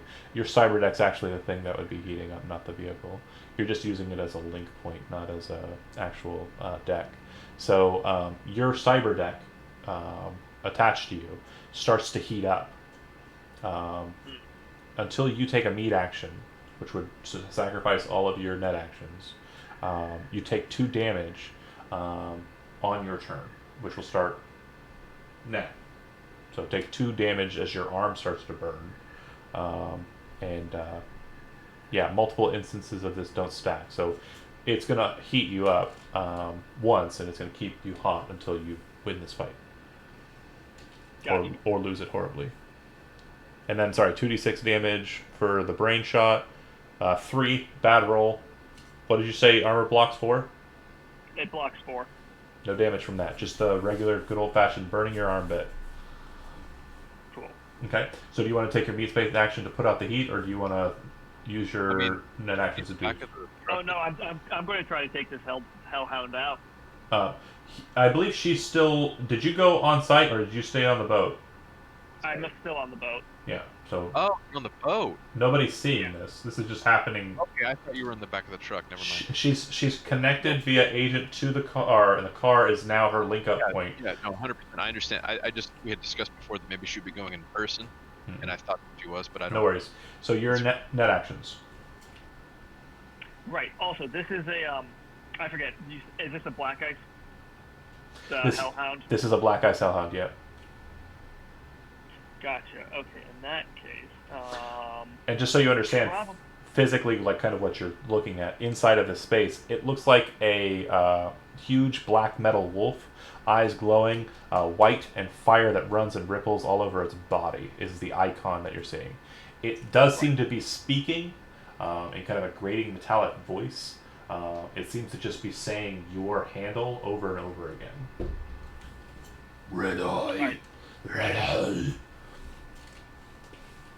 So I'm going to Banhammer. Give it.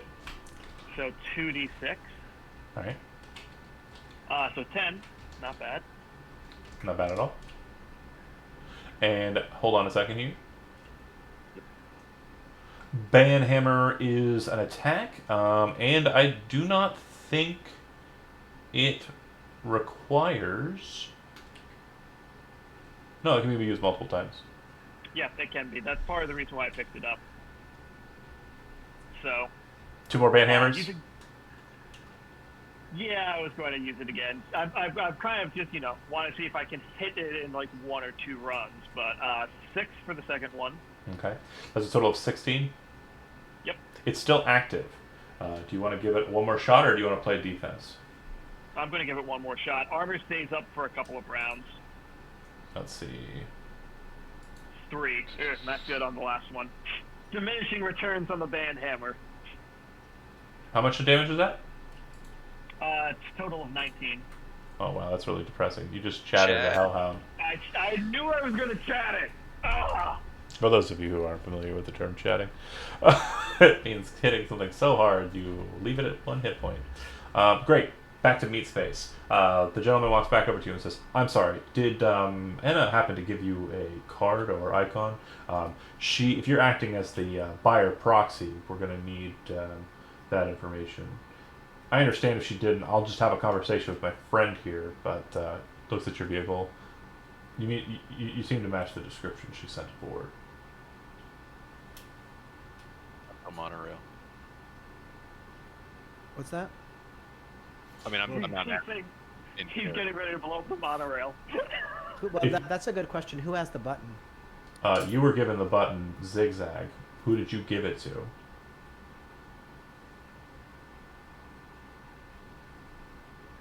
Did he hear you? He's frozen. No, he's there. I see it. Yeah, I see his eyes moving. His eyes are moving. Zach. Sorry, what was that? My audio was cutting in and out. Who did you give the blow-up device to? I never took it from... He threw it on the table. It would have gone to you. Shaker didn't really take it. Shaker was kind of...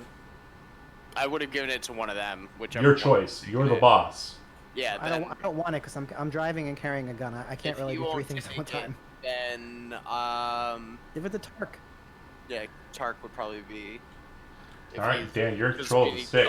His hands available. So the private security individual just asked for the card that would have been sent along with you with Anna. He says, "Do you have it? If you don't have it, you meet the description of who she said she was sending along. So I'll just go have a conversation with my friend here. But I understand." Oh, wait a minute. I think I might have that in my purse. Let me hop out here and check. They're not reading the room right.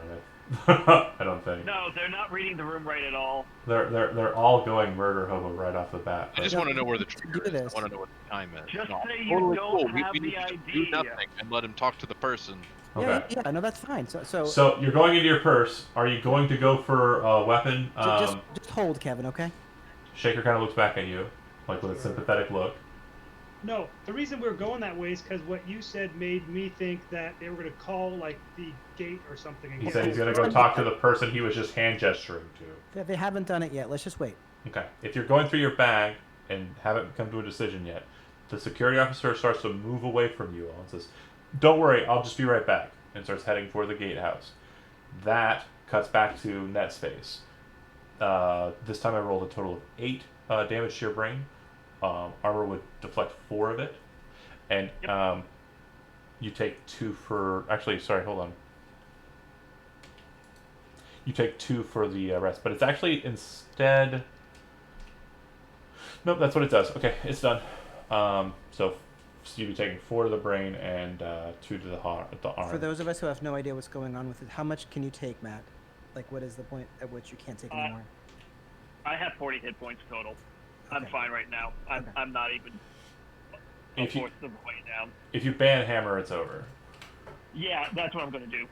Just it's 9 points of damage. It's dead. That's one action. You have two more. You can move to the third level, no problem. When you arrive there, you'll see that there's a file. Well, actually, I was going to ask. So I do have a Speedy Gonzalez program, which would increase my speed plus 2. Mm-hmm. So I'm assuming that would mean I'd have 2 extra moves. So what's interesting about this specific net architecture is it is tight. Your speed is effectively relative when it comes to initiative class. So your speed right now is equal to your interface, which is 6, right? Okay. Yeah. The Black Ice Hellhound had a speed of, I think, 7. So that's why I was going first each of the turns. So that's that's how speed works. Okay. From I my misunderstood. No worries. From my understanding, that's how speed works. I will reread into it to double make sure. If I am wrong and someone points it out, that's fine. I'm okay with changing You're it. probably right. That's fair. But basically, you can move Right. these levels just fine. It's just if you're engaged with a program like a Hellhound or other Black Eyes, you need to use the slide action to be able to get away from it. So you can slip into the third level. The third level has 3 things of interest. It has a file, which you can find out what it does by taking the ID action. It has a portal, which you can manipulate and interact with if you take the, I want to say, control action. It is a control node, not a portal, whatever I said. It's a control node. And there is a connection that appears to connect to another net architecture. You do not know where. If you want to map where it goes, you need to use the Pathfinder action. So, your choice. You've already used 1 action this turn, so you have 2 more to go. All right. So first thing I'm going to do actually is I have a Sia, which erases all pathfinding checks I have by plus 2. Okay. So I'm So going to activate that. that's and one then action. and then I want to try to pathfind along the connection. Okay. Go ahead and make an interface roll. Can I also spend another luck on this too? So Yeah, you can spend a luck anytime you roll. I'm actually going to spend 2 luck. But yeah. All right. So Okay. plus 2, so plus 4 total on this roll. So that's 15. Perfect. So you would find that there is a direct link to a net architecture inside of the warehouse. And when you see that, you can also realize that you can connect to that net architecture directly. If you want to basically treat it as an additional level to the net architecture that you're in, you can move to it no problem. Do you wish to move to the new net architecture just as a final position, or do you want to stay in your safe spot and wait until next turn?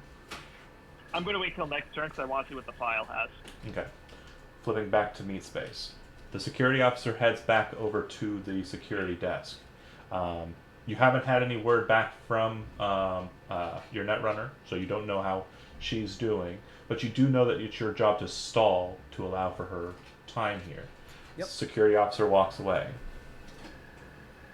What are you guys Rest doing? my hand. Hold the clutch. You're holding the clutch. Like I'm not grabbing it. Got it nearby. Got it. So Salt, do you have like a grenade or something in hand? I do, but if we want to stall them, we got to come up with a good plan. Like, tell them, say the little lady has to go to the bathroom or something. Okay. We could. I'll try to figure something out. Yeah. Okay, so based on your timing allotment, what you told me you were doing, you were going to wait for approximately the 30-minute mark and then head down, so that it would presumably be overhead at about the time that you were engaging here. So just a heads up, you would see the indicator lights that denote that the monorail will be here in 5 minutes. Plenty of time. Ample time. That said, moving back to NetSpace, Matt, you are still in the same layer. What would you like to do action-wise? As I said, I would like to try to take a look at that file. Okay. So if you use a ID action, this file is not password protected, and the ID DV is so low, I'm not going to make you roll the dice because you would have to roll really bad to mess it up. Accessing the file, you realize it's also not write protected, so you can manipulate it. It seems to be a guest list, and the guest list seems to denote a title. The title says buyers. You see that there are a total of 6 individuals listed, the names of which are. One second, sorry, my notepad closed.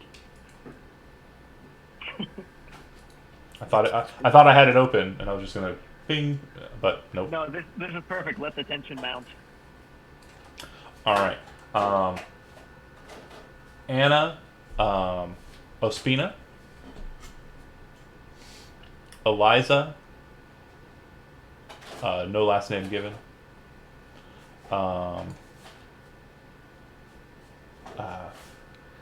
Machiko, no last name given.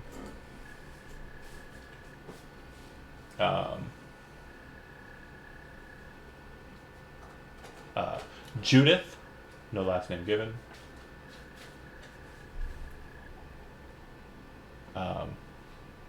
Timothy, and the last name was, oh gosh, Glenn. And I have one more, right? Nope, that's 6. Okay, great. I thought I was putting Lazo in there as well, but I didn't. I opted out. Okay. I didn't say any words. Go ahead. Those are the names that you find in that ID file. You also note that it's not write protected, so you could add another name if you wanted to. Part of me is trying to figure out. It'd be a net action to do so. Right. Whether or not it'd be helpful, you don't know.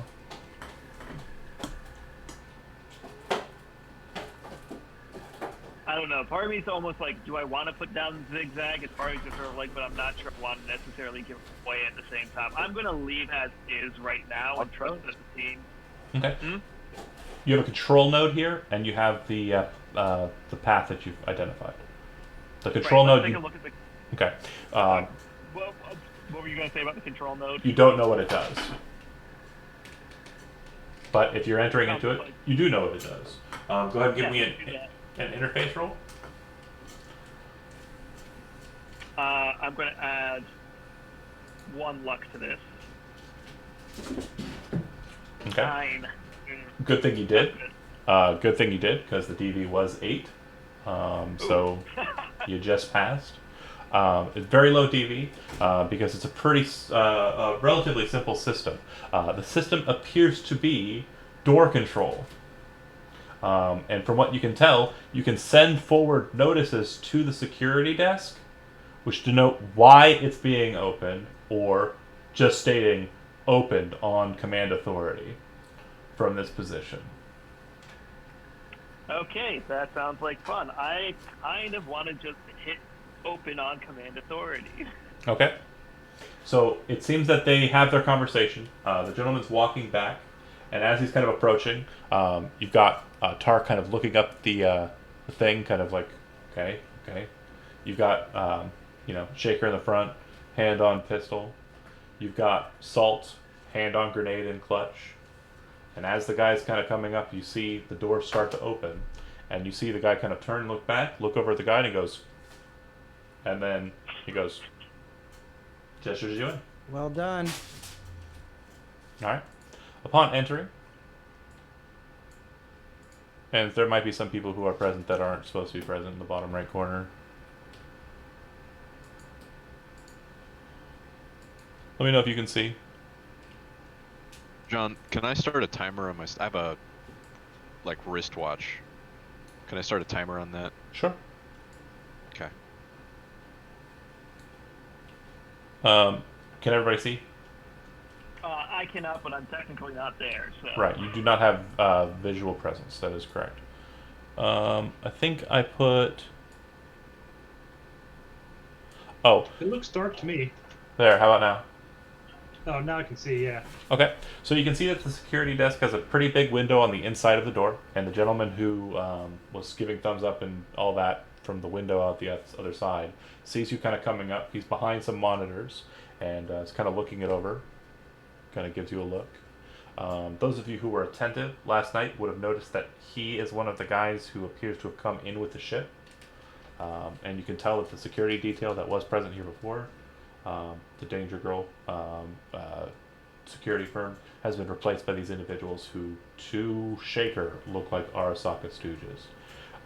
But yeah, you're in the vehicle, and as you're kind of making your way up, you hear a voice kind of come over the intercom from outside, and it says, "Bay A! Go to Bay A!" And if you follow instructions, No. you basically drive on along, like so,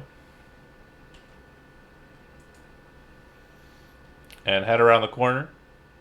And you feel like you're almost about to miss it when you take the corner, and you can see Bay A. Yeah, as you're approaching, the door to the bay opens, and you drive in or back in. Back. Andy, you're the driver.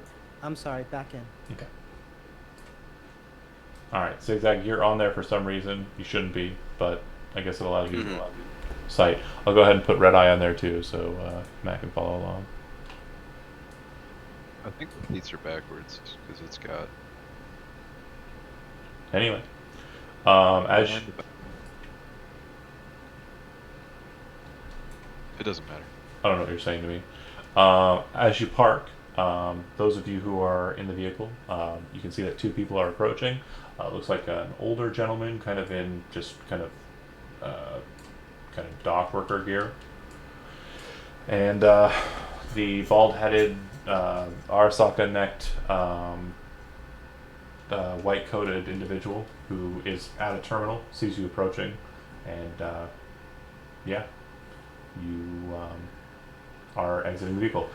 This is going to allow for 2 full slots because time-wise it's pretty quick. You're only just driving around the corner, but enough time for 2 net times for the Netrunner. So you just hit Control Nod on that, and that's pretty much all this Control Node has for you. Slipping out of it is free. You have 3 actions for the first run of it. What would you like to do with them? I'm going to follow the path inside the warehouse. Okay, entering Other layer. first level of this layer, you will note that this is not, password protected, but it seems that there's only one sequencing point or connection point, and it appears to be somewhere in the warehouse. You can't identify where. And for what you can tell, this first level seems to have pretty much all of the information that would be required for utilizing it. There's a control node, for which you do not know what it does. There is a file, for which your presumption is a warehouse catalog, what's on site.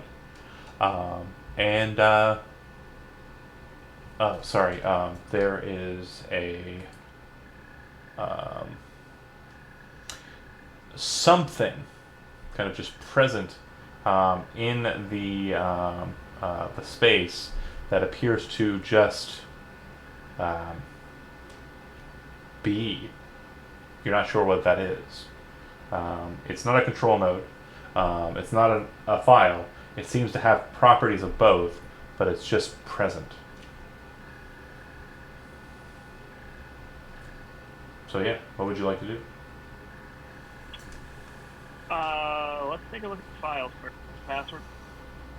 Files not password protected, so you can pop into it no problem. It has a list of items. It seems like most of the items that are moving in through this warehouse are being shipped off to a number of different individuals. The names are very clearly stated. One large bulk of material that's present here is going to an individual named Mickey. Another large bulk of material that's present on this site is going to an individual named Carrie. Another large bulk of stuff that's listed here is going to someone named Laura. Looks like another large bulk of stuff that's present and is here is going to an individual named 2N, the number 2 and the letter N. You're not exactly sure who these people are, but it seems like they kind of match up with a couple of celebrities you might be familiar with. Carrie Uridine, Mickey, the infamous, and some other artists. But it seems to be celebrities who are getting stuff in from Japan. The items that are listed here appear to be kind of upmarket, kind of high value objects. Nothing that would be worth anything on the streets, because it'd be very easily kind of trackable. Um, and then you can see that there's no listed instances of what you're looking for. Gotcha. Alright, I kind of want to take a look and see what that control node. Make an interface. I'm going to blow my last 2 luck on this. Okay. 18, or well, no, actually add 9 to the roll. 27. Well, that was the greatest roll to crit on, by the way. Yeah, because the difficulty value was 17. Really, really hard. So, you managed to find out what this is. It appears to be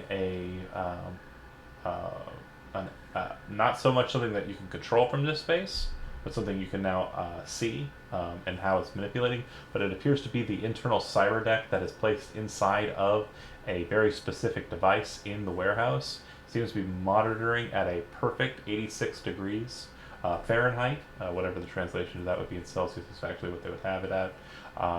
And it appears to be notating specific and very detailed matters regarding, it almost looks like a Biotechnica file format, basically listing a lot about, like it's just boring jargon, but it appears to be medical data, and it seems to be in relation to some sort of biological thing that is present inside of whatever this is holding.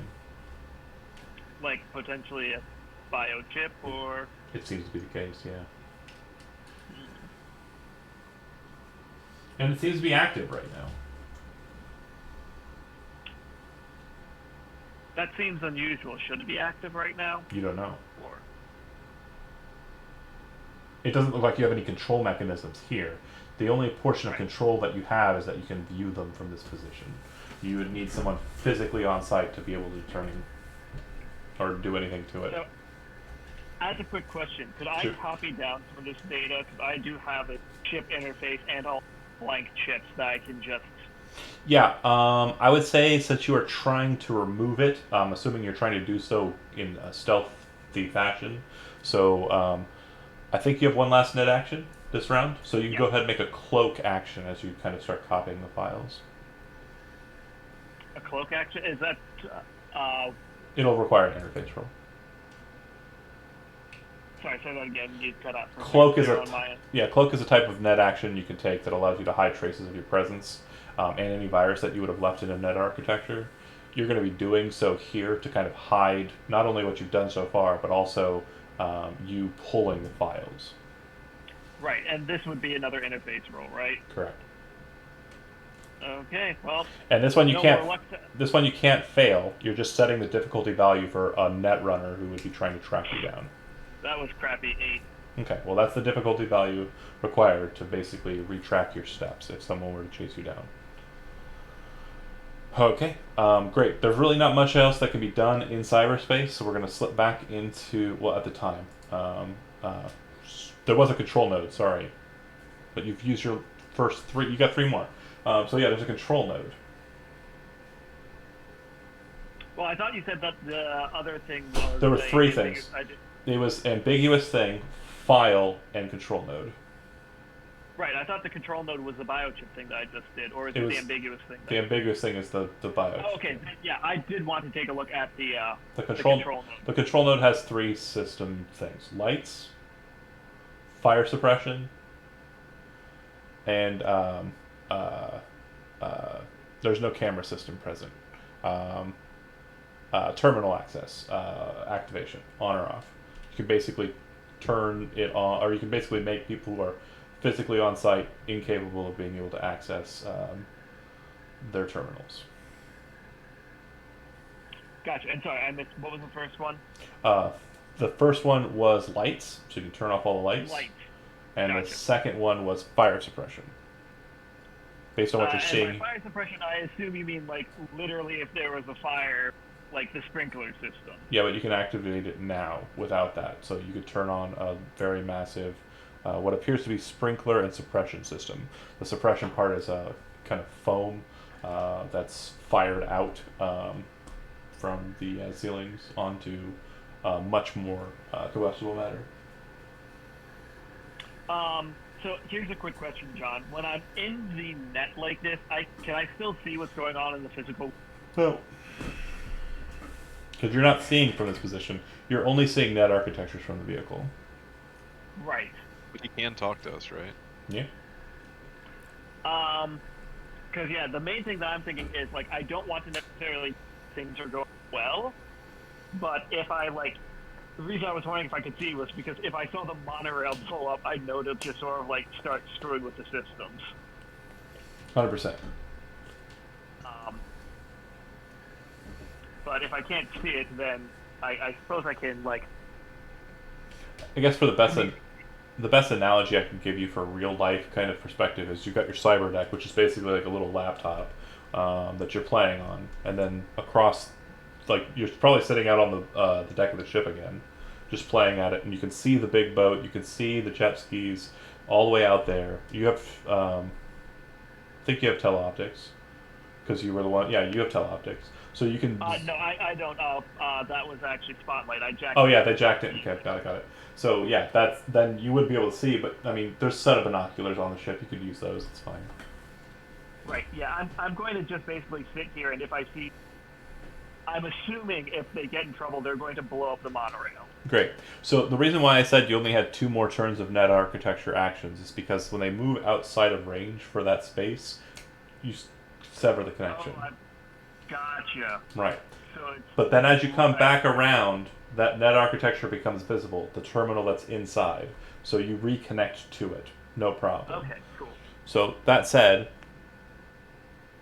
oh, yeah, that's a cool picture. Anyways, back in game, the lot of you back into the vehicle or back into the space here, and what do you do?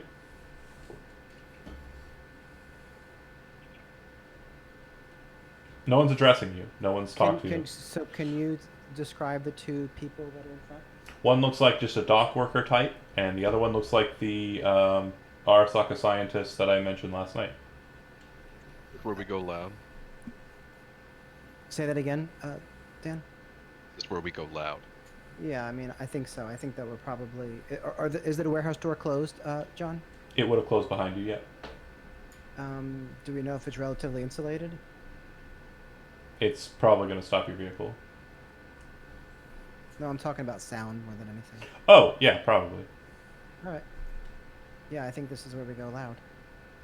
Okay. Why don't we just try asking them if they will like? So get stuff? the one thing you don't see right now is the object. You don't see the box. It's not in sight.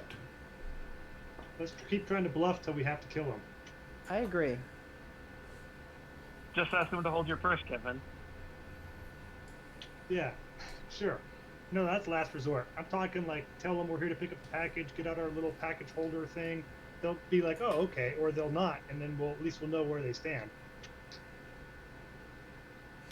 It looks like the 2 are talking to each other, and they're kind of looking at your vehicle like confused.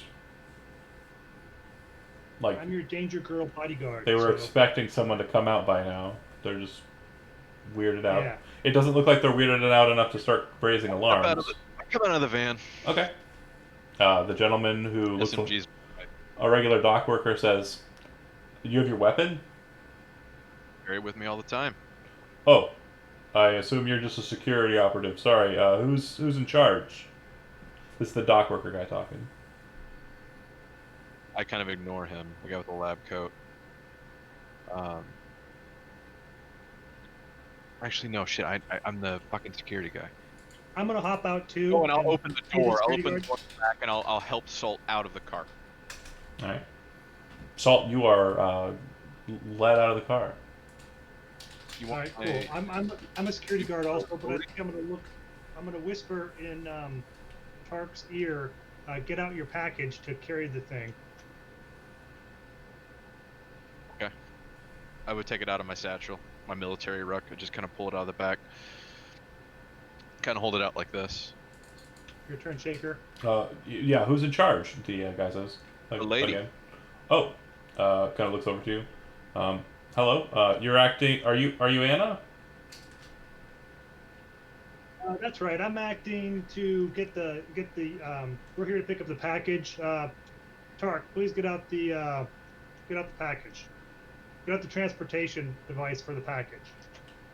I have Oh, we haven't done the sale yet. If you're Anna, we would have already had a conversation. You sound a bit different. So I'm assuming you're her operative. She probably is not coming out. That's fine. I just wanted to say, yeah, we're just doing the showing right now. Show you the kit. Oh, all right. Well then, that sounds good. want to Let's check see the it. specs to make sure that our transport will carry the chip. Oh, okay. Well, I guess it's fine. Bring it along. But sure. Yeah, we're not doing the sale here. You see the Japanese individual say something very quickly to him, and he kind of replies back in Japanese. Does anybody here speak Japanese? Nope. You have no idea what they're saying. What's that? He says something in Japanese. The Japanese man says to the other man, Where would that be on our sheets? it would be under languages, and you'd have languages, Japanese, and you'd have points in it. My base assumption is you have one language and street slang. Yeah, no, I don't have it. I have English. English I and don't have street it. slang. Which is the biggest Be lame. Russian. Right. Well, I mean, no, it shouldn't. Because if you were born and raised here, are you Russian? Parents were. Oh, well then, yeah, if you were raised in Night City or in or around, so you probably just like, I'm assuming no one here is bilingual in real life, so it wouldn't be too dissimilar. If you're actually from somewhere cooler than I America, had the schooling, man. yeah, that's fine. But that said, I think Salt speaks, you speak Korean, right? No, Does- I just speak English and street slang. Okay, yeah, that's right. You were raised in Night City as well. But yeah, anyways, yeah, your nationality can, because America is a melting pot. Um, that said, um, uh, these individuals are speaking to one another in Japanese. You can see that the scientist individual appears to be very nervous looking and wary. But the gentleman says, "Okay, great. So yeah, go ahead and get your container out. We'll go ahead and meet the security detail over by the chip." All right, sounds good. Great. I'm looking at Salt. Are you coming, man? Not Salt. I mean Shaker. Oh Sorry. yeah, I'm out of the car. I'm good. You're So it's literally just the three flanked of by the two of us. What's that? Dan, say again? I said he's literally flanked by the two of us on the Okay. new map. All right. So you head on over to where they lead you. And 1 second. All right, cool.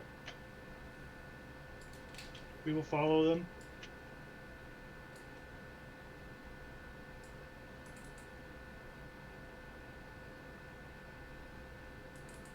You should be able to see their trail. Go ahead, give them a chase.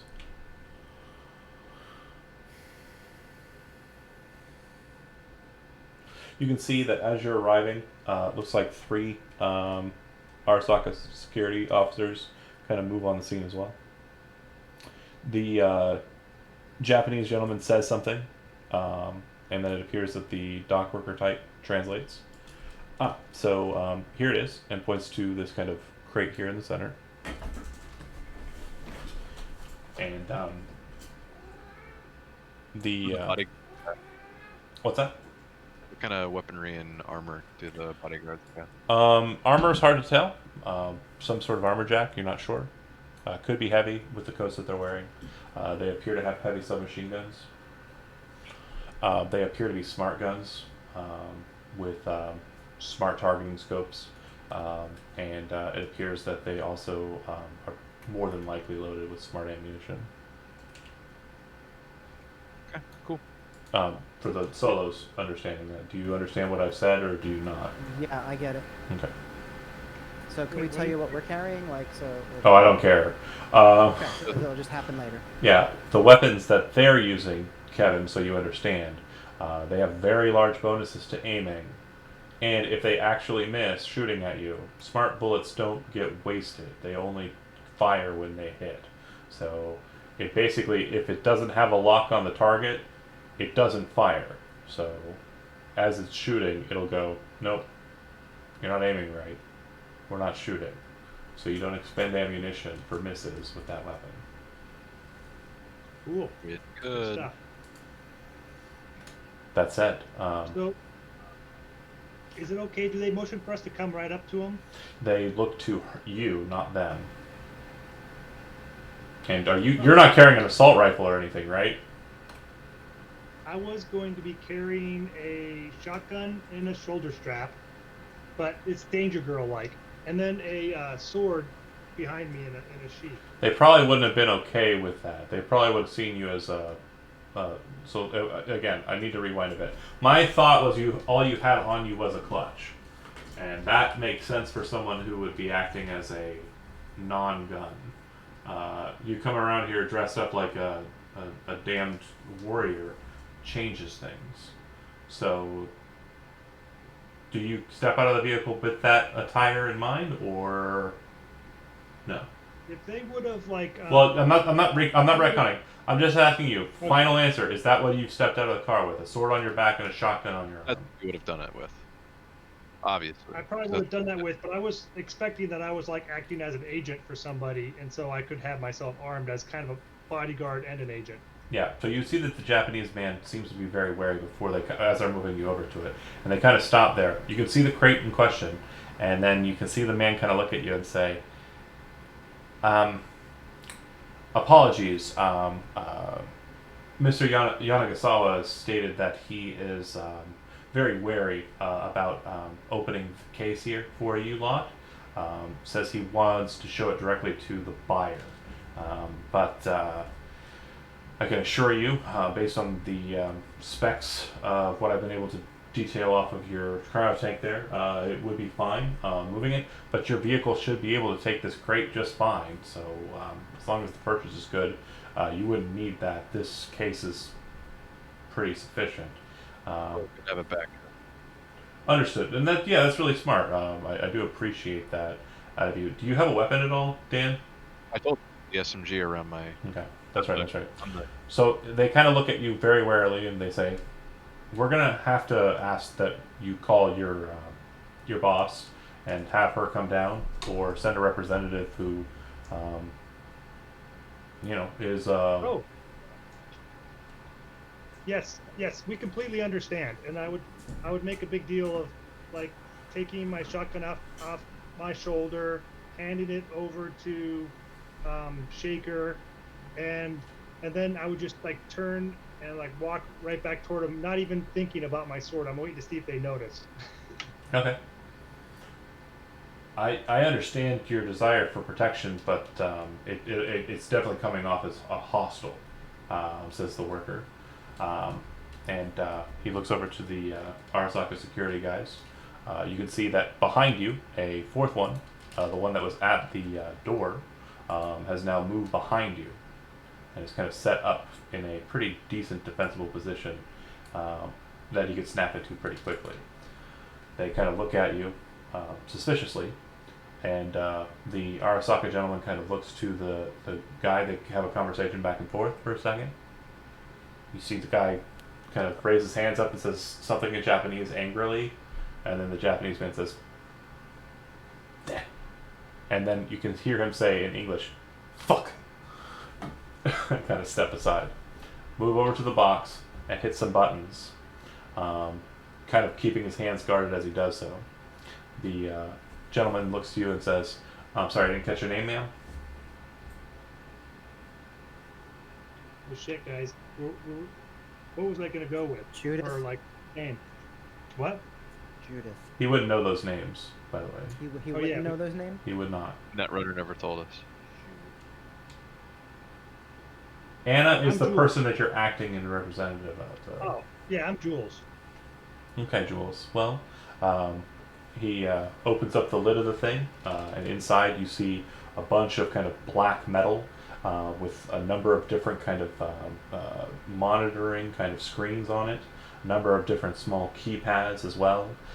Looks like a couple of metal like lids that can be kind of opened up to the inner workings of the device in question, and kind of laying out in the center of it, slowly raising up as the thing opens, appears to be a chip, Looks like you could slot it into a position on anybody's neck, easy enough. And it appears to have kind of like a weird musculature kind of texture to it, but it also appears very cybernetic at the same time. It's very organic, but very future tech. And he says this is the synthetic nanosurgeon and musculature reappropriator. It is a great design by Arasaka. Not exactly allowed on market stateside, but this is what your client is wanting to purchase. Basically, he kind of says and just looks you dead in your eyes. If Jesus were to come back today, he'd be jealous of that. How do we know it works? Well, since it only really works once, I can't exactly demonstrate it. Fair enough. The reason why this is a important piece to have for people like your client is that in the right hands it might be duplicated. And when I say right hands, I mean the right corporation. And from what I understand, your client is you hear the Japanese man kind of walking away for a second, kind of angry after he said "fuck you," and then kind of come back around and say, "Midtech." Yeah. And you can see the guy kind of reply back to him in Japanese, and then he replies back to him in Japanese angrily. They seem distracted for a second. Hey, I want to shoot. Where was the box? No, before you shoot, where was the box located? It's right here, and you're the only one that's close to it right now. Yeah, you should be kind of up there. Grab that shit, Kevin. Dan, you said words, and words came out of your mouth defining So actions, when those they need to be seemed taken. distracted, I literally wanted to unload in this guy. Okay, great. So, since you didn't have your weapon trained and ready to go, you are raising your weapon at the same time as all 4 of the Arasaka weapon holders. Cool. And, yeah, we're going to go ahead and roll initiative, because nobody here was getting the jump on anybody based on your aggressive stance. Yep. I'm assuming you don't have the device in hand, so it'll be an action to secure that, by the way.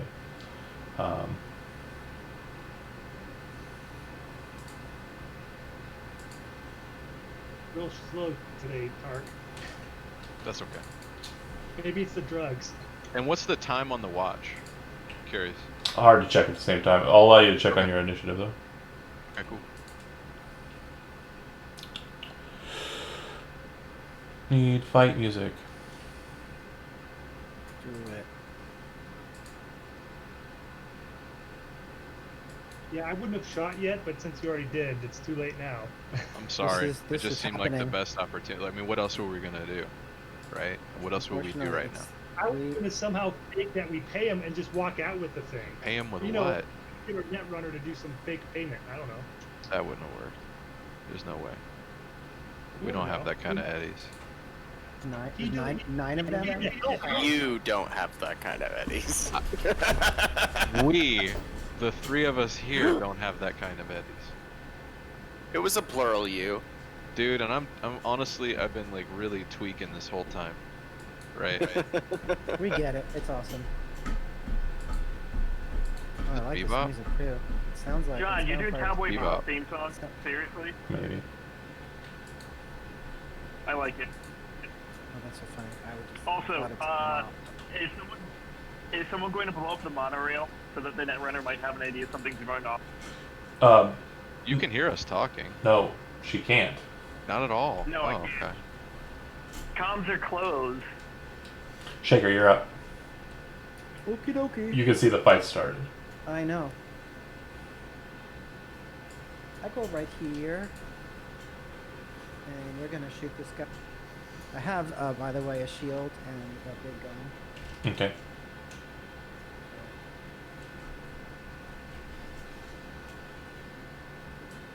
Hold on, I'm trying to figure this out.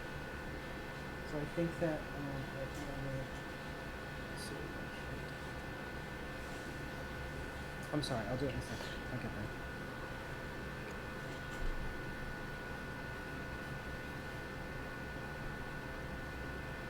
18 to hit. Okay. You didn't designate a headshot, so 1 will not be allotted. You're That's close fine. enough that that will hit. Go ahead and roll damage.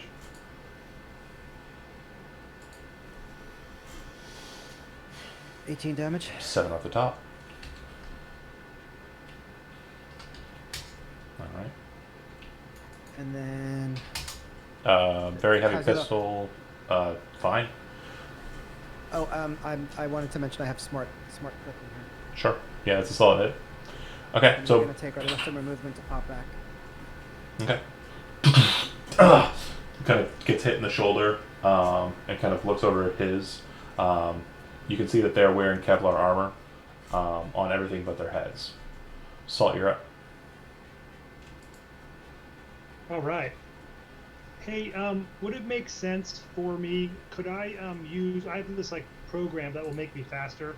It's Yeah. like a cyber thing. I think it gives me +2 to initiative. Is that worth Kresnikov, doing? it happens when you roll initiative. Did you want to Oh, utilize no, it? I didn't. Yeah, that's fine. So, but if I used it now, would it add 2 to it? But I'm already before the private security, so I guess it doesn't matter, right? Well, actually, what's your reflex? The reflex, flex. I love Hang it. on. I love it. I get it. Reflex. Well, I know my dex is 7, but you want to know my reflex, right? What the hell is that skill? Under character. All right, son of a bitch. Oh, it's 8. Okay, yeah, you're faster than they will be. So yeah, you will operate before them. So So it doesn't matter. Yep. All right, I'm just trying to understand the game a little bit better. Sorry. understandable. What I would do is I have good combat reflexes, and now that I'm not restrained by normal pants and stuff, like I can really move. So what happens is I hear the shot, and then what I would do automatically is I would try to attack as many people close to me with my sword.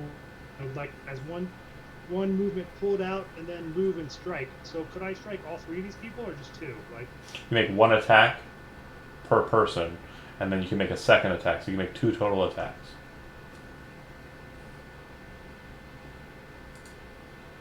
So first attack would this guy's be an agent. that guy has a Right. yeah, he has a very heavy submachine gun. Like this guy and this guy are this. The first guy's an old person, right? Neither of them are old. They're probably middle aged. They're Oh, I thought the Japanese guy was old. So, all right. I mean In that case, but they don't have weapons though, do they? Out. not out. All right. Then in that case, what I would do is I would do 2 attacks against this one agent here. I want to try to kill him. Okay. Well, I'll do 1 first, and if he looks like he got hit real bad, then I'll just move. But if he doesn't, I'll hit him with another one. Can I do that? Yeah.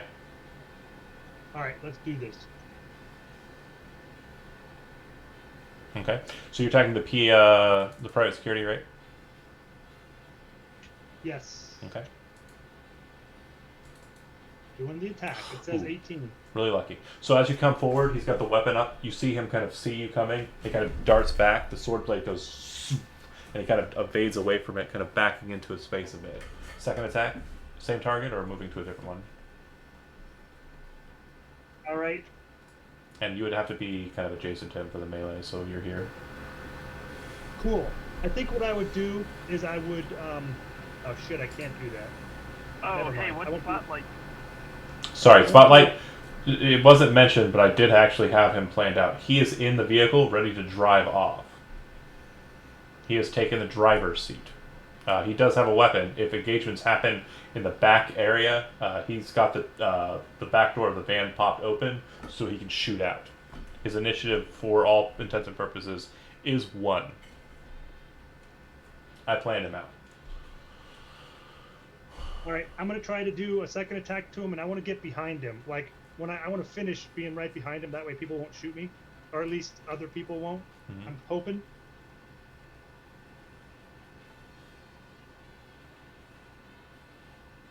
So your second attack?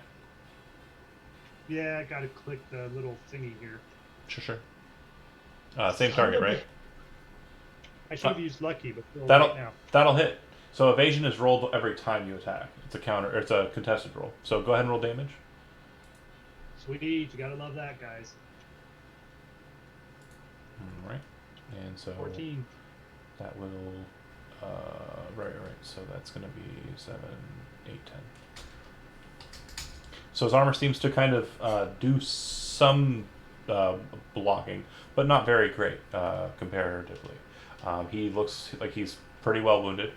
The second it comes to the bottom of the initiative, the man who's kind of the one who's been in the center, who Tark has pulled a gun up on, yells something out in Japanese, raises his arms up, and you can see the coat rip apart as two massive blades shoot out of the tops of his arms, and you see them burn bright red. And he kind of, ah!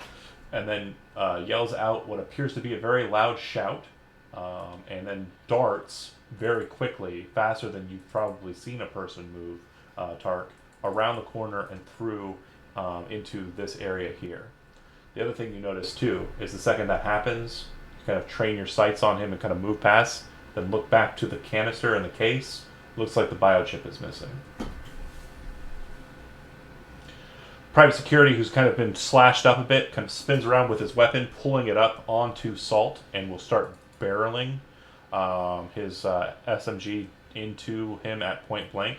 It's not going to be pretty because it's going to be a hard to hit. It sure is. As you're kind of moving in with the blade, kind of blocking, you're kind of keeping him deflected against. Also, quick note, your reflex is 8, so anytime I designate you as a target, you can elect to use the normal, difficulty values for regular stuff, or you can elect to roll an evasion roll. In this case, because he's point blank and not at a good point for an SMG, it's decent, but it's not the best. It's easier to just let it go to that. That's it. He's shooting. You can see it slamming into the boxes. You can see the worker kind of south of you, kind of like, oh, drop down. If you've ever played Cyberpunk 2077, you know exactly what I'm saying. Everybody seems to do it at exactly the same time. The PMC who got shot in the back by Shaker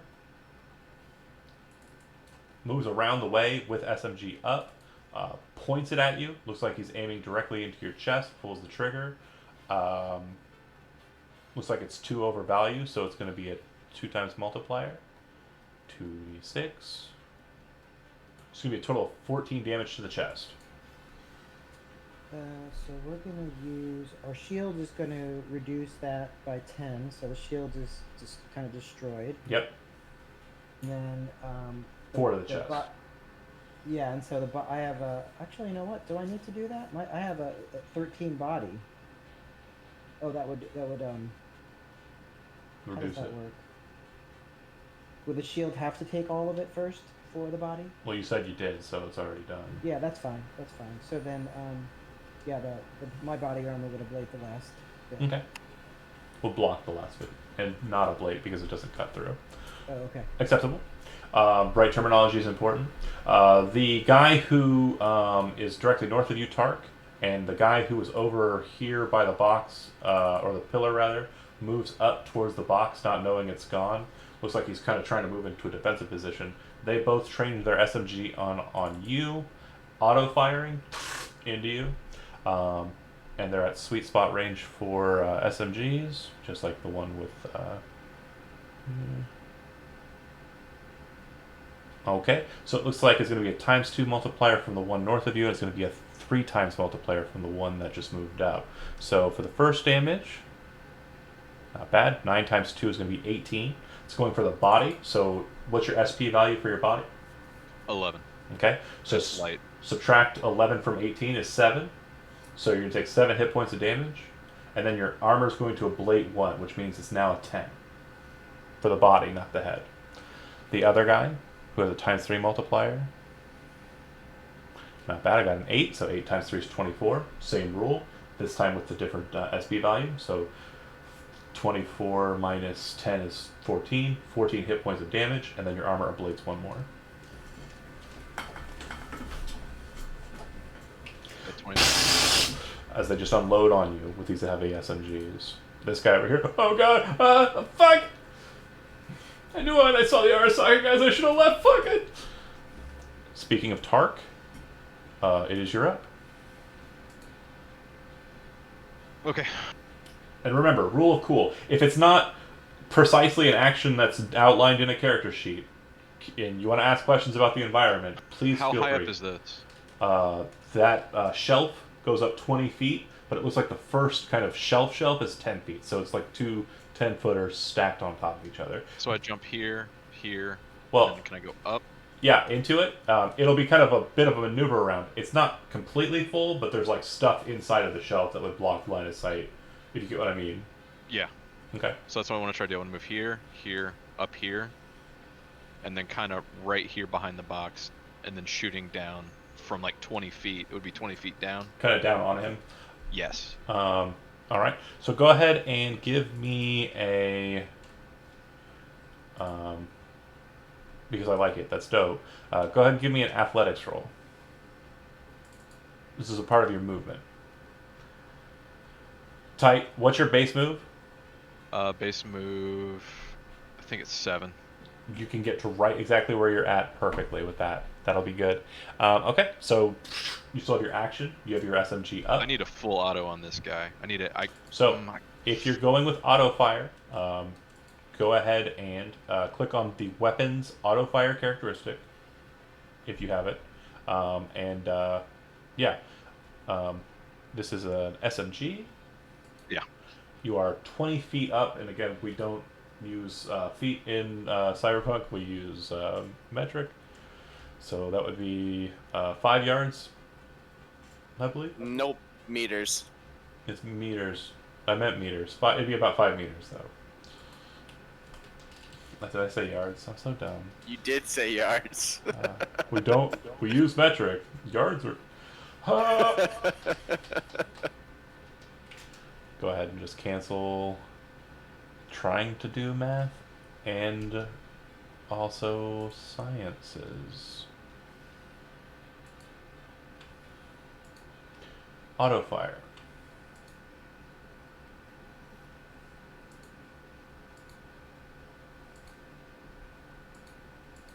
Apologies, I'm just trying to find the difficulty value. Actually, no, sorry. No, I don't need to. This guy has a reflex of 10. Alright. Rolling my evasion. Alright.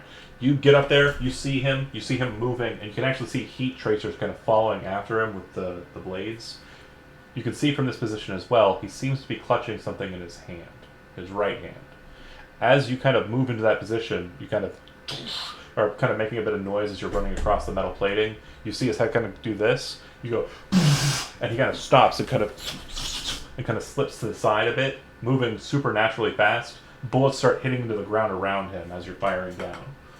Fuck. You just barely missed his ass, though. So keep it up. All right, that's the end of your turn. Salt, you're engaged with this freaking guy. I yell out, he's got the chip. Everyone who's in earshot of that. Okay. Being the combat dudette that I am, I would see this. I would hear this. I would hear him say that, and I'd be like, "All right." He yells it pretty loud. Which one is it? Can you ping it? He can't point it out because he's just telling. He's got the chip, and you hear gunfire kind of to your side. You are Okay.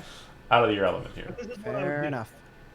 This is what Salt does on his turn. Go. He has to do something. It has to be clutch. So he grabs his purse, unzips it really quickly. You skipped Shaker's turn just as an. Why is Salt on there twice? No, I'm sorry. I thought he said Salt. He told me he said Salt, didn't you? You're on my thing twice. That's why. Sorry. Because I go twice. No, I apologize. I remember why I did that. Great.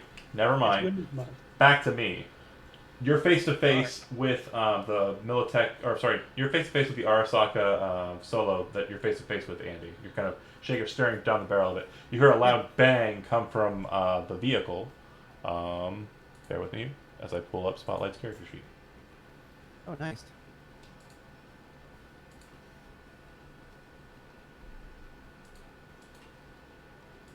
Double tap.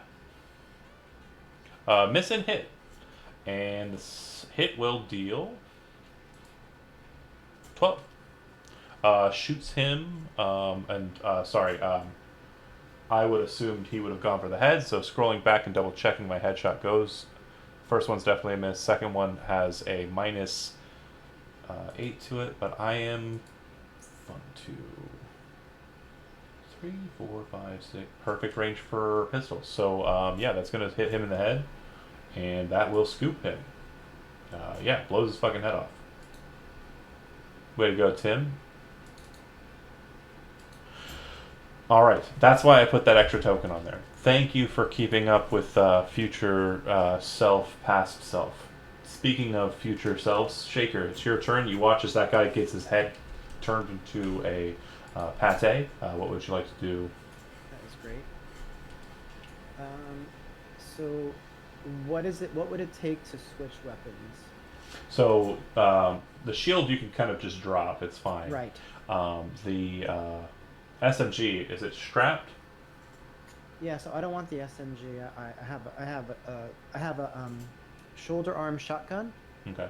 So it would, and then the underbarrel grenade launcher. is the grenade launcher on the SMG or what? What's on? I don't know. I What- think it's on the assault rifle, wasn't it? Yeah.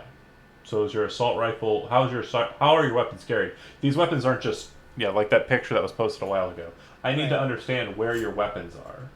So you had a pistol before, right? So I had a pistol, right? Okay. And I had a shield. So you what would currently be are reasonable... holding a pistol in one hand. Mm-hmm. Where is your assault rifle? Is there some... Could it... Without looking or asking any questions, just tell me where you think your assault rifle would be. On my hip.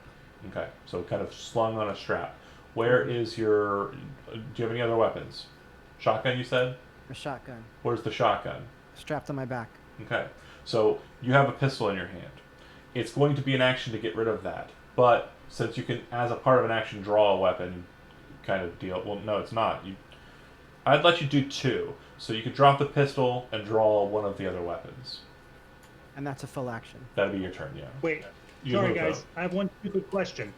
One stupid question here. I handed him my shotgun before I got close, so did you set that down, or where'd you put it? Because I'm gonna probably run and get it He eventually. probably would have dropped it if it's I not. would have dropped it. Yeah, that's not something I would... That would have just held Did me you up. ping to where it is? It would have been where he started, which was like, over there. All right, that's cool. You don't need a shotgun. You got a katana. I just bought that shotgun. No, I don't know, And man. It But doesn't go with my outfit. Shaker, what are you doing? But just to be clear, I have an assault rifle with a grenade launcher strapped on the bottom as part And of it, that's right? what you're swapping the pistol for. Don't Yeah. use a grenade on the chip. Okay. You can move as well. A number of squares equal to your speed or movement. Okay. And while you're doing that, I'll go ahead and move to Salt. All right. Salt was thinking about this ahead of actual time. That's how fast he thinks in combat. So he would think he needs to do something clutch. So he would grab his purse, which is also a clutch. Unzip it, which he can do very quickly. He would pull the pin on the grenade. He would drop it at the feet of the guy in front of him. And then he would say, I have a couple seconds. He would take a chop at the guy's head to try to look cool, and then No. he would jump over. You pull the pin on the grenade, that's your action. You're not making an attack as well. All right, I'm going to jump over the crates and try to take cover. I'll show you where I'm going to go. Okay.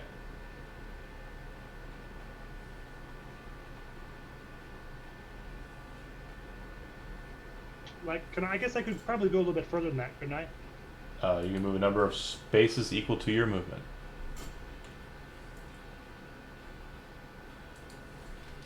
Maybe I'll go over to there then, but I'm going to go completely prone because I'm expecting a giant explosion from that grenade that's like been juiced.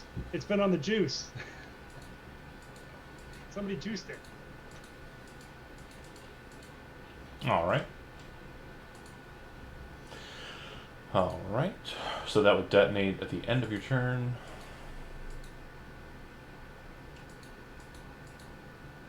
Sorry, 1 second. I'm hoping what Tark said was 100% true, that the chip wasn't there. Otherwise, I just blew the shit out of it. He's about to be gone,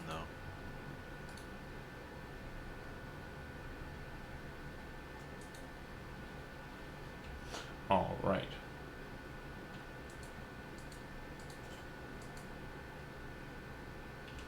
Bear with me here. So, what do you guys think? This gonna be Don't know. explosive. I'm just making sure I do it right.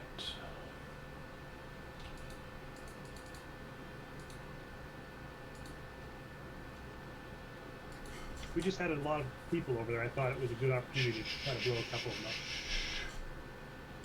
Page 174, explosives. Alright. 10 meters. Throw me the shotgun shaker! So, everything 5 squares out from that position. I didn't quite get out of it, but I'm prone. You are behind boxes, right? Yeah, kind of. Look where I am. I'm like diagonally behind them. Like, I'm here. It's not so much behind him, it's the square. But yeah, I'd say there's 2 boxes in between you and it. That's fair. Okay. Okay. Alright. And just a little outside. Roll me a D100. Use the random availability here. Only an 8 on a D100. Very, Oh. very low. Then this is bad. Okay, great. Now, for this weapon, Tell me I didn't blow up the dock. I need you to go ahead and roll me 9d10.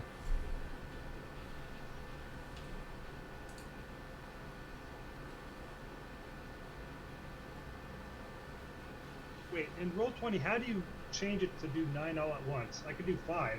Oh, hang on. I'll just do 5 and then 4. /R. That works. Wow, that's really bad. I was hoping Yeah. for a bit higher than that, but sure. Well, I don't want to kill the dock. Add those values. Wow. Add those values together. 22. 2, Or 24. 6. Yeah. He had the potential of rolling an average of like 45 damage. He rolled 24 damage. That's amazing. That's pathetic. 1, 0, 1, 2. Honestly, his patheticness favors I him messed that up, man. because he almost obliterated himself. So, 24 points of damage. The security guards, surprisingly fine. It seems that the clutch actually seems to have kind of contained the explosion quite well, apparently, based on his rolls. It's the only explanation I can give this. That's the only Why did you explanation I use the can... red line clutch? They do not die. That's pretty not cool, The man. guy he was fighting is wounded. Now here's the fun fact, okay? So the first box takes 10 and breaks. The second box takes 10 and breaks. The excess you take direct. No armor, nothing. So you take, for dropping a grenade at your feet and then running away from it just a little bit, 4 points of damage. That's too funny. Had you rolled 4 average points of damage, I'm pretty sure you'd be close to dead. I don't know. This whole thing feels like bullshit to me. What do you guys? You rolled really fucking bad. Yeah, man, you rolled so many 2s and 1s. Speaking of rolling bad, here's Yeah, what but the that was actually good. here's what the percentile was for. The explosion, you drop the bag at your feet, assumingly in front of you, which means it dropped at the feet of the guy you were fighting. The detonation hits the shelf stack that Dan's on. Dan, I need you to make me an evasion roll. Total bullshit, guys. What are you talking about? This is the way that, Good enough. the game works. You feel the back end of you kind of lift up as the frame that you're on kind of lifts up, and you almost fall forward, but you kind of dip back with the weapon and kind of hold your position. All right, Salt, you're done. Goes to private security. The I guy, broke my clutch for that. Hey, did you say that was 4 points? yeah, 4 whole points of damage. All right.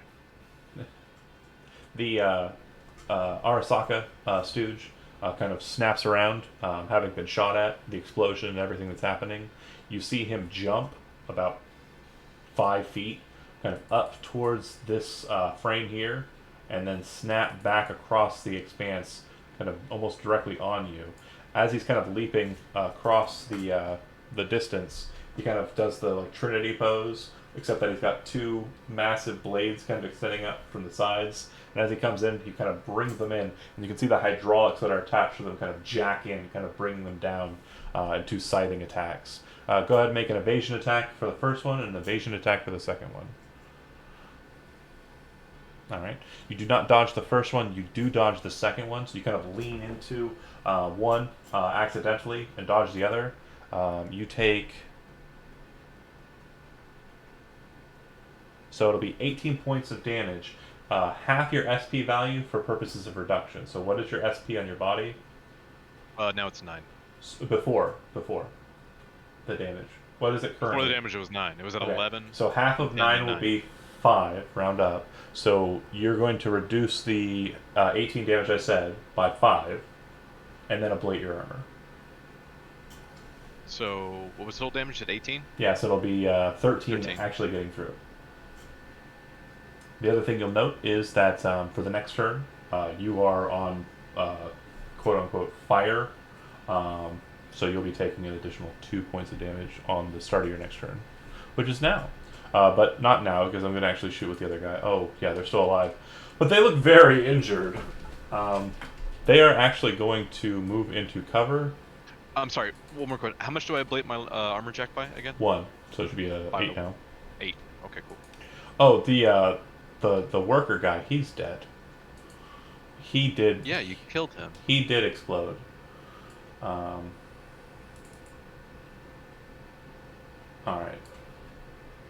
Holding a position behind cover, and holding a position behind the crate, which is slightly broken up, and it looks like it's no longer usable for its purpose. Shooting. I'm going to shoot at Salt twice. You can make evasion checks, or you can go off the base static difficulty value. Kevin, do you want to try and dodge bullets? Can I dodge while I'm prone? Because I was like laying on the ground before. I would say no. Why are you laying down?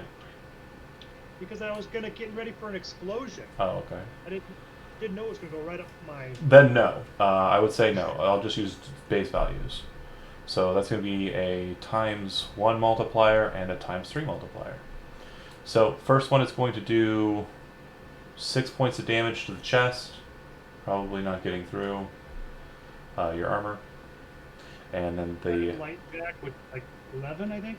If it's fresh, yeah. Yeah, I bought new stuff because it. Oh no, sorry. Sorry, your head and your chest, because you were in an explosion, are a bladed 1. Oh, okay, so I'm down to 10 on each of them now. Okay, but regardless, 6 doesn't get through 10. Second one, ×3 multiplier, 11. So 33. We're taking 10 off the top. You're taking 22 points of damage from that shot. All right, can I take like I have some type of a deal that gives me deflection or damage reduction? First damage I take by 1. How many points did you this put? Was the first damage. What? How many points I did you put 2 in. Okay. Yeah, I put for, 2 in. 2 for 1. Okay, so then right. 33 minus 10, so we're at 20, or sorry, yeah, 33 minus 10, 23, minus 1, 22. You're going to be taking 22 hit points.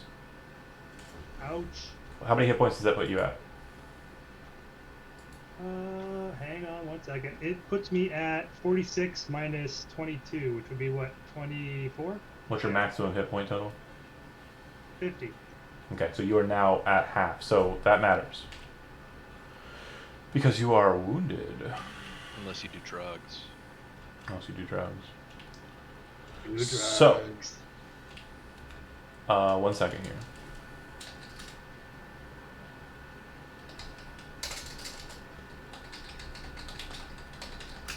Learning the rules together. Someone reply to Wilbur in the chat. I just noticed he's there.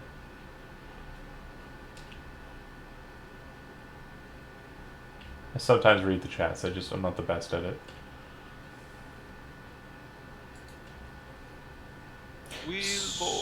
So seriously wounded. If you are the seriously wounded, you are no longer stable. To be stabilized, someone needs to perform a everyone who has damage is lightly wounded. anyone who has half their hit points down is seriously wounded. If you are seriously wounded, you have a penalty to all rolls. That penalty is a -2 to all other actions. On the character sheet, it actually Oh. shows you. Oh, perfect. Modifier is reset. Yeah, mine has a little exclamation point now. I didn't roll 2 6s. Okay. Got it. Oh, wait, no. Anytime a dice comes up for whenever 2 or more dice come up as a 6. Okay. So another thing to keep a note of is when you roll damage, if you roll 2 6s on the damage dice, you critically injure your opponent. I did not critically injure you with the auto fire. I almost did. But you are just What? regularly seriously Say wounded. that again? So if you are rolling damage dice, and on those damage dice, you have 2 6s on there for the d6s, that means that you critically wound, and a critical injury, or apply a critical injury. Critical injuries are random, and they're like more flavorful shit, like your eye gets gouged out, or stuff like that. Got you. But yeah, good old just regular shooting. And yeah, your penalty is -2 to all actions. Someone can use their action to perform, I think for serious, you can only do paramedics, you cannot use first aid. First aid's for light injuries to stabilize. Cool. Done and done. Moving on to the next.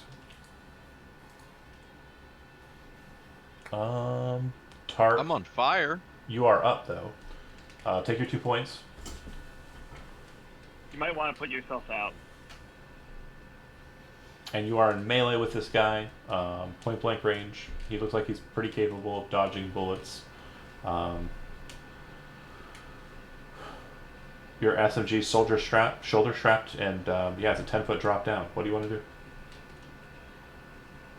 So, I'll take. Can I? How heavy is this box? Right here. Well, like that you're kind of next to. Yeah. Is it light?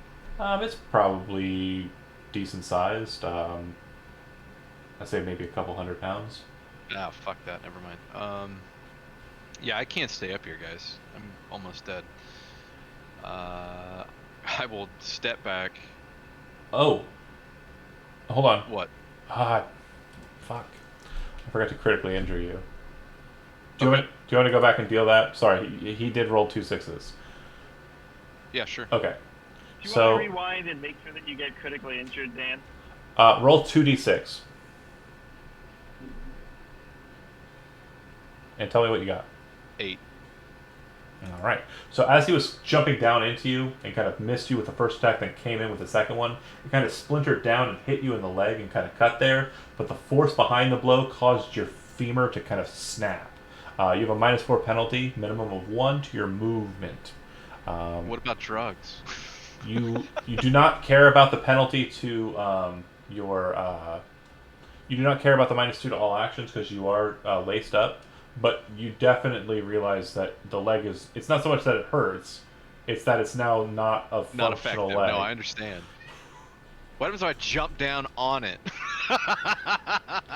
I will laugh, and it will be awesome. You can certainly try to do that. Yeah. So, no additional damage there, right? No So additional damage, it's just a penalty. What's the restriction on my movement? I can move how much? Your movement. A number of squares equal to your movement, but now that value is -4. It's Okay, not permanently. So I can move 3. Yeah, it's not permanently dropped. It's just as long as your leg is broken, it's a -4. So 1 full auto on this guy from behind the box. Mm-hmm. Because what else am I gonna? I mean, I could heal myself, but Yeah. Well, if you use I'm invulnerable. you can do a quick fix action on your own leg to like reset and kind of make it more functional as an action. It's a paramedic check with a difficulty value of 13, but basically you can just be like, my leg's good. Okay, I'm gonna do that. It isn't. It would be your action to do it, but it wouldn't be good. It's just that you've set it enough so that it's quickly fixed, functional. So, how detrimental is it to tumble down off the top of this? Yeah, it's just 10-foot, or like 10-foot drop. It's not a big That's deal. not bad. That's not terrible. I'm just saying with So the I'll broken set leg. it, jump down. Snap it If you again. if you want, you can jump. If you want, you can jump down and kind of roll off of it, and then like move away from him, and then you can go ahead and fix it down there. Yeah, that's what I'm gonna do. So it looks like you're retreating, and he may not engage you further because you're Yeah, no but longer then the a threat. chip is gone. No, fuck that. I need Eddie's. You gonna fight him? He's the one with Yes. chip. No, he has the chip. What are you? Yeah, we need Eddie's more than Dan needs his leg. Or my life. Fuck it. Move Let's back behind go. the box, and are you shooting at him? And that's not a -2. Yes. Okay. That's full auto at 21. All right. Well, that's a. You're right. You're correct. Evasion. This is a SMG, right? Heavy SMG. 3 times multiplier. Go ahead and roll 2d6. All right. Fuck. So that times 3 is 9. It doesn't seem to do too much to him. No, nothing. Yeah. And then I will finish my movement and tumble down. That's Cool. 2. From what you can tell, he appears to not having an armor jack or anything, but it looks like he has armor plating in his flesh. Okay. And then dropping down. All right. The vehicle backs up, and your phone on your side. And I'm gonna prone down under, trying to get some cover behind this thing. Your phone on your side, Red Eye, starts ringing in this action. And you hear on the Pick it other up. line, it's Spotlight, and he says, "Hey, we're about to lose the guy. If you see him exit out, keep an eye on him. I'm about to drive out and maybe try and chase him, run him over. I don't know, man." It's about 3 seconds worth of conversation. Shaker, you're up. So the guy that was just attacking Tark, you said he doesn't have It's- armor jack? 10 feet up. You got subdural armor. So He has armor. what you're seeing is 2 massive red blades glowing in the kind of space there inside of the shelving unit. You're seeing Tark kind of woundingly moving away and shooting over, the box. Looks like he hit, but it looks like it's just bouncing off of his skin, which you would know as armor. Does he have his? What about his head? You would assume subdermal armor is probably all over the body. It was AP -2, also. There was armor penetration rounds. Yeah, that's fine. You dealt 2. No, I know. You got you got to Just get through his SP. You did not. No, I'm just saying. So I ablated him with a value of 2. No. When you ablate, you did not ablate him. You What? didn't do enough damage to ablate. So it didn't do anything. It bounced right off of him. What the fuck? Yeah, you have to do more damage than his SP value. Oh my god. his alright, his subdermal armor is 13. I'm gonna just die down here with my broken leg. That's a possibility. At least you're smiling. Cyberpunk character number 3. So number can you 1. just tell me what the difference between a regular and a auto fire is? So auto fire, you're going to be shooting 10 rounds. By the way, Dan, you should be down 20 for your Yeah, I clip. know. You're going to fire 10 rounds. You're doing so with an assault rifle. You roll against a difficulty value. In this case, it'll be versus evasion because he is super fast. If you succeed by 1, you're going to be doing 2d6 times 1. If you succeed by 2, you're going to be doing 2d6 times 2. If you succeed by 3, you're going to be doing 2d6 times 3. And if you succeed by 4 or more, you're going to be doing 4 times those 2d6 that you're going to be rolling for damage. Got it. Less of a So- chance for there to be a critical injury, but more of a chance for crazy splash damage. Right. At the So- cost of a lot of bullets. Right. Let's move here. I think that's a good range for auto fire for an assault rifle. Yeah. It's about, well, he's up 10 feet, so you actually need to be further back to see him. Okay. Well, Angles.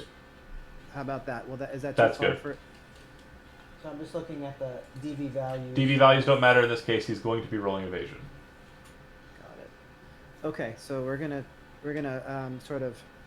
The goal here is to get the heat off of Tark and onto myself. Granted. So, yeah, I'm gonna I mean, you could just stab me on his way down. come at me, you fucker, or something like that, and then fire at him. So when I do that, I have to click off auto fire on the sheet. Yeah, click on auto fire on the sheet, and it'll use the appropriate skill. And I'd like to use 2 luck. Okay. Alright, I've got my evasion roll. So I just click auto fire or attack. You click on the word auto fire if you're auto firing, yeah. Okay, so 23. Okay, great. So you will be doing a 4 times multiplier here. Go ahead and roll 2d6. 6 and 6, come on! Boxcars. Channel your inner Necron. Not bad, not bad. So 8 times 4 is 32. 32. 32 minus 13 is 19. So he'll be taking 19 to the chest. Not bad. Not Looks like a pretty solid hit. He definitely looks like he's not happy with that. He is also appears to be wounded, injured by that shot. All right, Salt, who's also injured, and currently 2 guys are standing over you with SMGs, getting ready to dump the last 10 rounds of their shots into you. You're laying there like a dork. What would you like to do? You're like, I thought that explosion was going to be a lot cooler. It wasn't. Yeah, I thought it looks like the closest person is like 2 squares from me. Is that like over top of me? Yeah, he kind of popped out, shot at you, and then dipped back behind the crates. Okay. Do you mean the guy over? All right. You mean this guy here, right? Pinging him. Yeah. Yeah, they are both. That guy and the guy south of him here. Those were the 2 that shot at you. Yep. Yep. I blew myself up, guys. That's all right. Thanks for the try there. All right. So I'm not sure how much my movement is reduced, but I'm gonna kip up and like go kill this guy. Okay. Like I can move like 2 squares, right? Whatever that is. Yeah. I'm gonna use 2 luck points and roll for a chop the head off roll. Okay. Going for the head. Go ahead and make your melee attack. I'll make my evasion. Ooh, this might be the one that does it.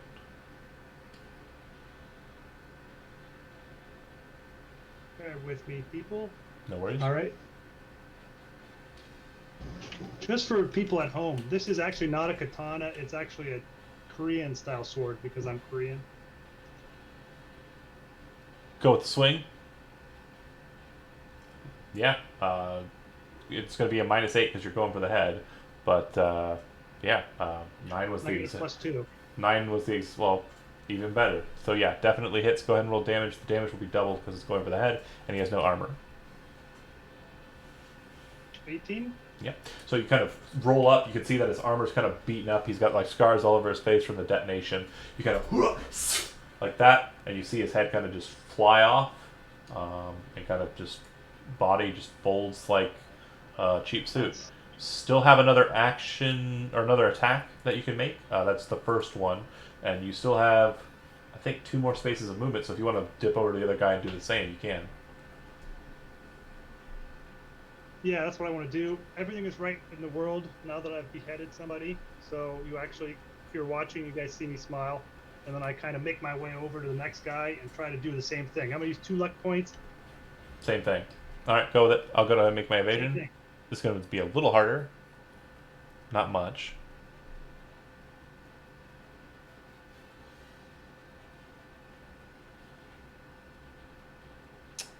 No, not with the +2. Yeah, Yeah, you a kind little of lower. you kind of come up and kind of like spin around, cut his neck. The guy flies off. You roll over to the other guy and do the exact same move, and he kind of ducks down underneath the blade. It kind of just over top of him. All right. You see him kind of angrily, kind of like yell in your face as you do so, and you see him kind of pull out of his coat what appears to be Tonto, like a knife, and try and jam you in the chest with it a couple of times. Go ahead and make 2 evasion rolls.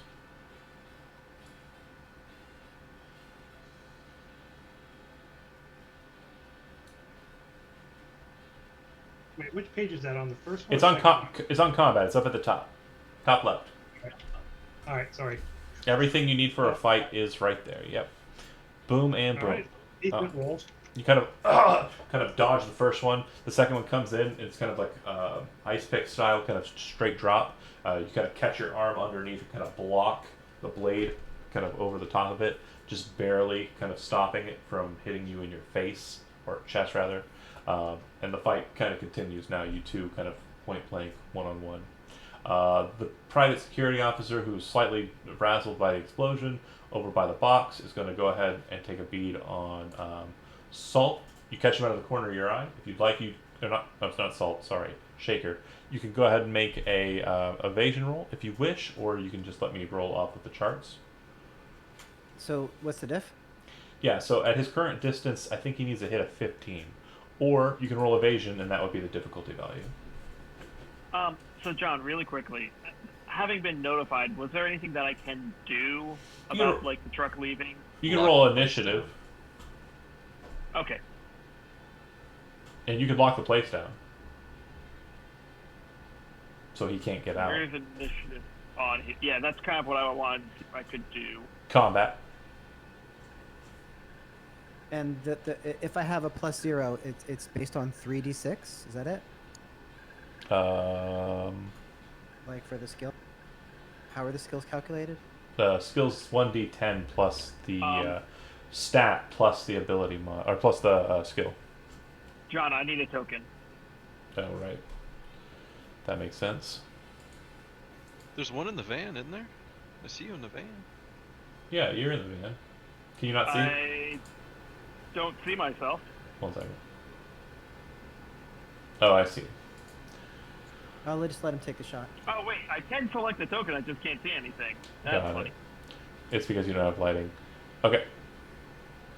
So what's your evasion? Let me help you with that. What's your evasion ranking? 0. I'm gonna let him take the shot. I think that's probably better, right? Yeah. All right. There you go. Cool. So that will hit, and we're going for the chest. So it looks like it's going to be a ×3 multiplier. And ooh, nice. It's gonna be a total of 30. So your armor jack is currently at 12. 13. 13 rather. Sorry. Okay. So 30, 27 damage gets through. And I did roll a critical injury here, so roll me 2d6. And your armor will blade 1. All right. Okay. As you're getting hit, I'm sorry. Could you Go just ahead. tell me how much damage? 27. Okay. All right. As you're getting shot, you've been shot several times before. This isn't your first rodeo. But what you realize is as the bullet hits, it gets lodged in you. You realize that it and quite a bit of matter from your armor didn't go all the way through. So you can feel this kind of blob of like material stuck right here underneath your rib cage.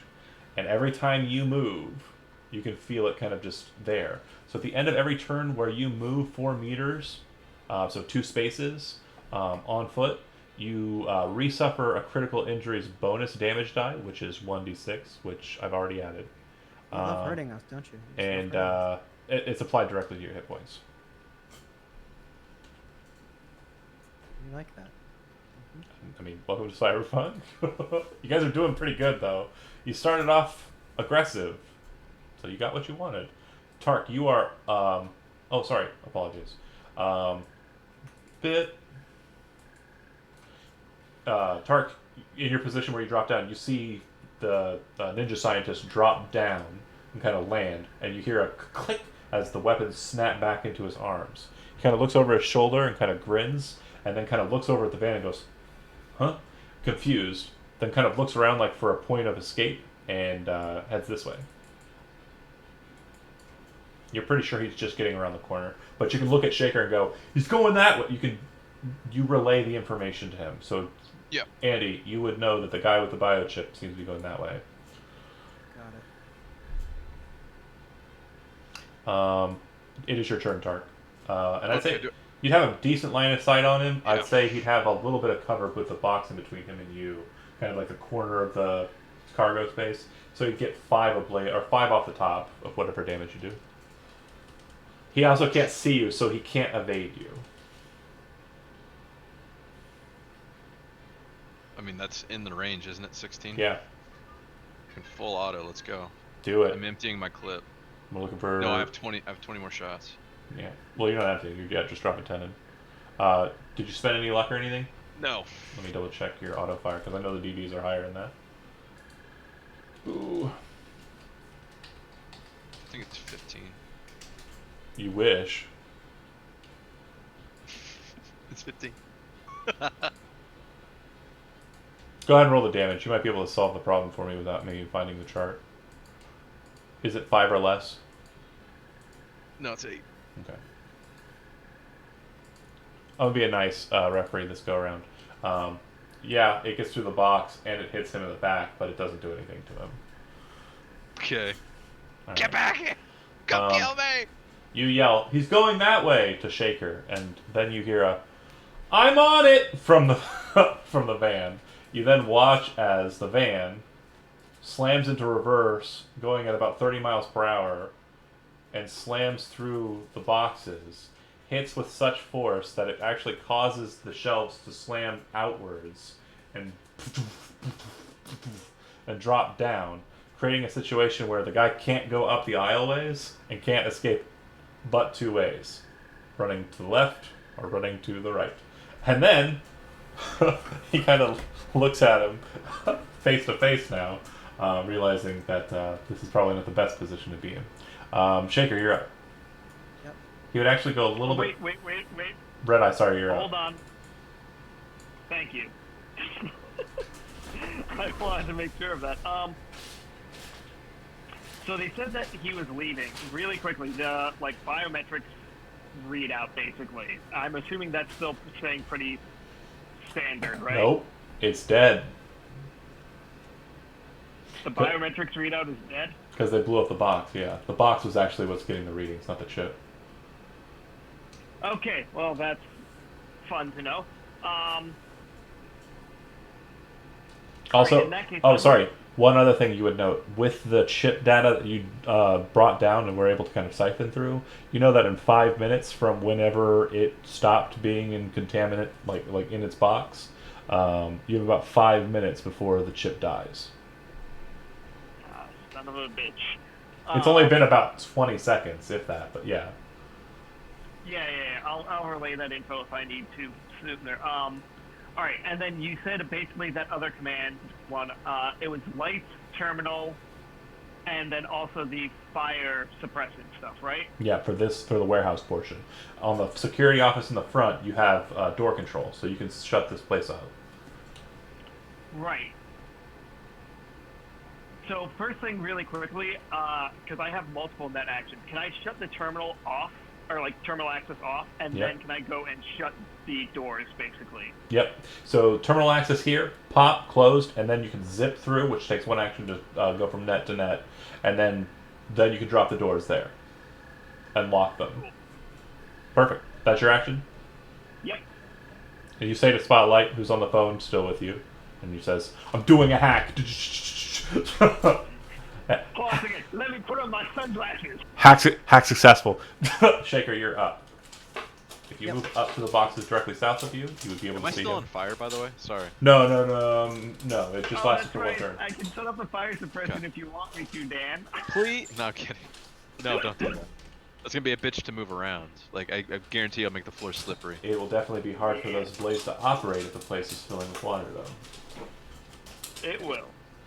So I'll move to that position, and I'm going to use all 4 of my remaining luck points. I'm going to auto fire at him. Okay.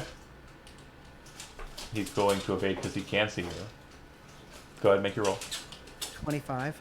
Yeah, I can't beat that. Okay. Times 4 multiplier. Come on, boxcars. Rats. Come on, boxcar children. All right. So 5 times 4 is 20. All right. And yeah, he kind of hits the wall. You can see that he's pretty well injured, more so than he was before. It looks like he's kind of on his last, his last legs of it. The current state of him is he is mortally wounded. So mortally wounded Nice. means being at 0 hit points. Means for him to continue operating, he needs to continually make body saves, and the second he fails, he dies. Excellent. Shaker, good shot. Roll a D100.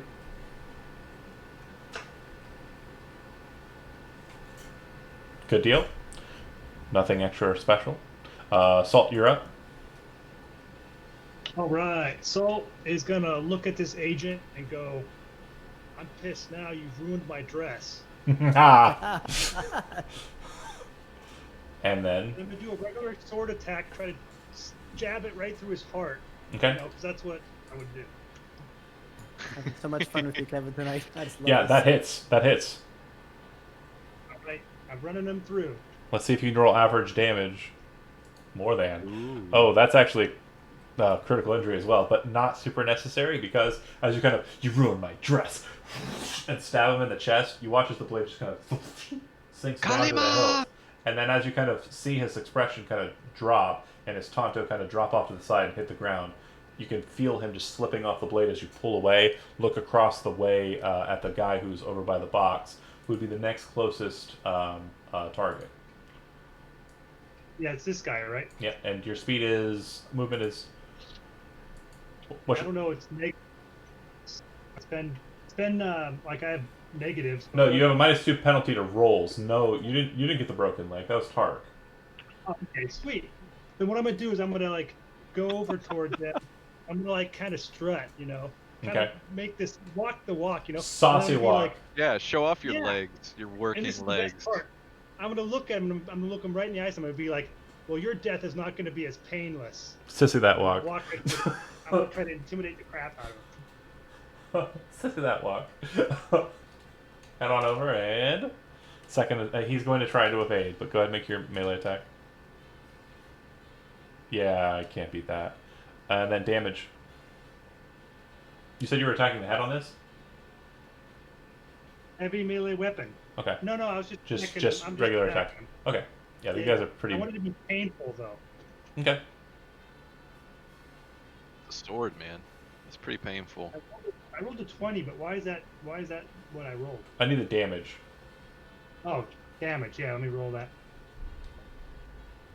I'm hoping that by knowing Tark, I may know like very painful ways to cut somebody. With Like, that seems a like sword, Tark, no. that is. On the nose. So yeah, you puncture. Do you want to describe how you kill him? You said you wanted it painful. If not, I got a really good one. Oh yeah, yeah. This is what I'm going to do to him. I'm going to like cut him down the chest, but then also like spill his guts, so he's laying there bleeding and like his guts are all split. You know, Kind of yeah, like a it's nasty. crescent cut. Oh, nice. All right, yeah, he kind of falls apart like so many goopy Tinker Toys, and like right before you, all into the box as well. It's just disgusting, and he shits himself. And then to top it all off, I'm gonna kind of look at my hair and like be like, oh shit, my wig's ruined No, too. no. I'm gonna take it off and throw it on the ground and be like, this is the worst gig ever. Yeah, you broke the rule. You never take off the wig. That's a rule. Even when it's covered in blood. Fair enough. So I guess that's a decent You can get addendum. your shotgun now. Red Eye. No, it's not close to me yet. You're in the box. Yeah, there's not really much besides locking the place up that you can do unless you want to snap back into the warehouse and drop the fire suppressor. It's so tempting, and it would kind of add to the chaos of the moment.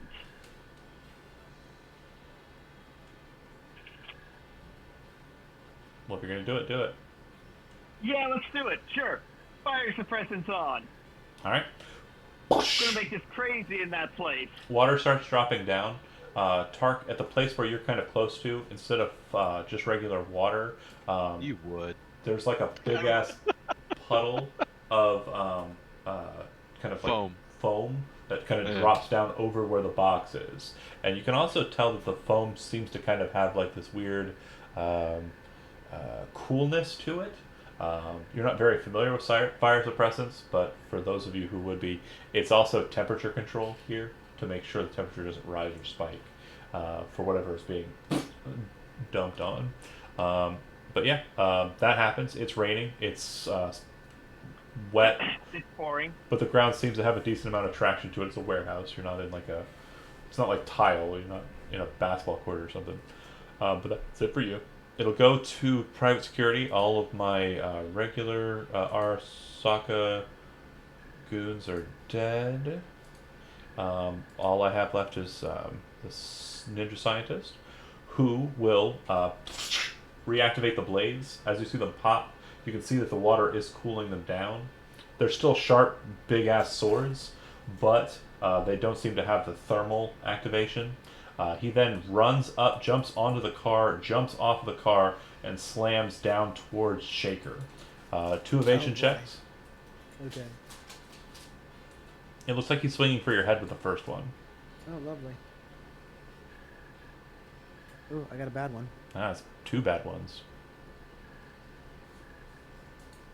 Luckily, I have a lot of head armor. Yeah. Sword's cut through half of it, though. Ooh, this is bad. Okay, so for the first attack, which is going for the head, he succeeds. It will be going straight into the head. It does a total of 9 points of damage, which is doubled, so 18 points of damage. First things first, what's your SP on your head? I didn't hear you. You're still muted.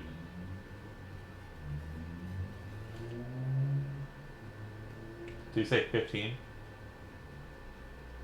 Didn't he get the who got the Metal Gear? He got Metal Gear. Something's wrong with this mic. I will return to killing Andy in a moment. Yeah, Right there? Andy did get the Yeah, 18. there you go. 18. 18. Metal 18. Gear. Solid. Okay, sorry. So, the You said amount. it was 18. So 9 doubled 18 damage. Right. Armor so value for you is halved because it's a bladed weapon or a melee weapon. So 9 is the armor value that we're looking at. So you're going to be taking 9 damage. But that gets Oh, sorry, no. Scratch that. blocked completely. Armor first, then doubling. Got it. So it's actually blocked before it even goes. No, hold on. Let me do it right. So, he dealt 9 points of damage. Your armor is halved, 9, so it's exactly blocked. Correct. Okay. Then the body shot. Alright. So he's going to be doing a total of 17 points of damage. Your SP value on your chest is... 12. So 5 points get through. Mm-hmm. And Fuck yeah, Metal Gear. no. Oh, sorry, checking the math. Yeah, there's a double 6 in there, so that's another critical injury. So, sorry. Bonus damage on that is going to be 5 more damage. That's in addition to, so it's going through already, and then critical injury. Roll 2d6. I'll fix you, Andy. 5. 1 second. No. I always get messed up. Yeah. That just means you get more cybernetics. You said a 5? Okay, so his first shot goes for the head. It kind of clang off the top of the Metal Gear helmet.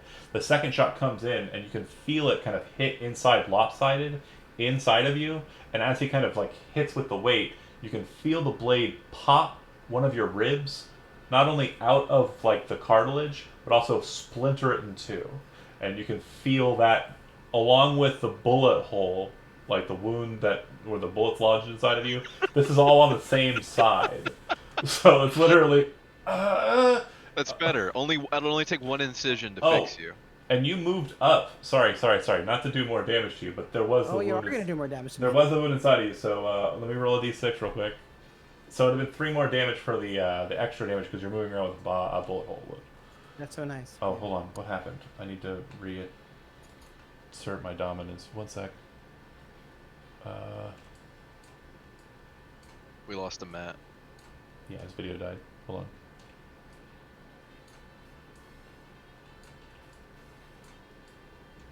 I had to just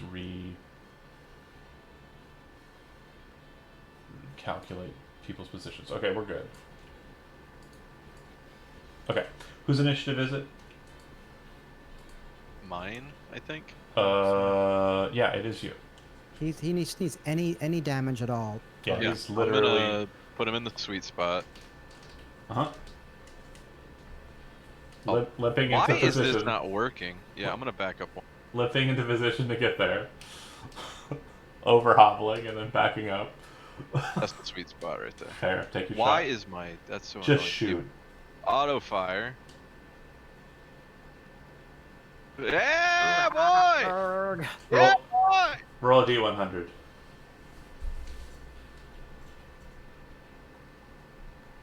Actually, I'm uncovered. Alright. So yeah, you slam into the boxes. A couple of bullets look like they might graze Shaker. Some of them move past him as he kind of dodges out of the way, still moving with decent speed.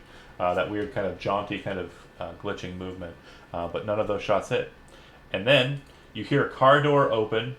You see a very large-ish man pop out from behind him. Yeah, I'm going to go ahead and slap him with the slice and dice. Alright, I make 2 attacks. Alright. Oh, yes. You watch as Spotlight pops out and he's like, alright everybody, I hope you've been watching. We've been doing some weird driving, we've been hearing some cool gunshots, I've had a pretty cool perspective on everything, check this out! And slashes the guy with the mono wire, and he's got him kind of in the neck for a second. He's like, ah!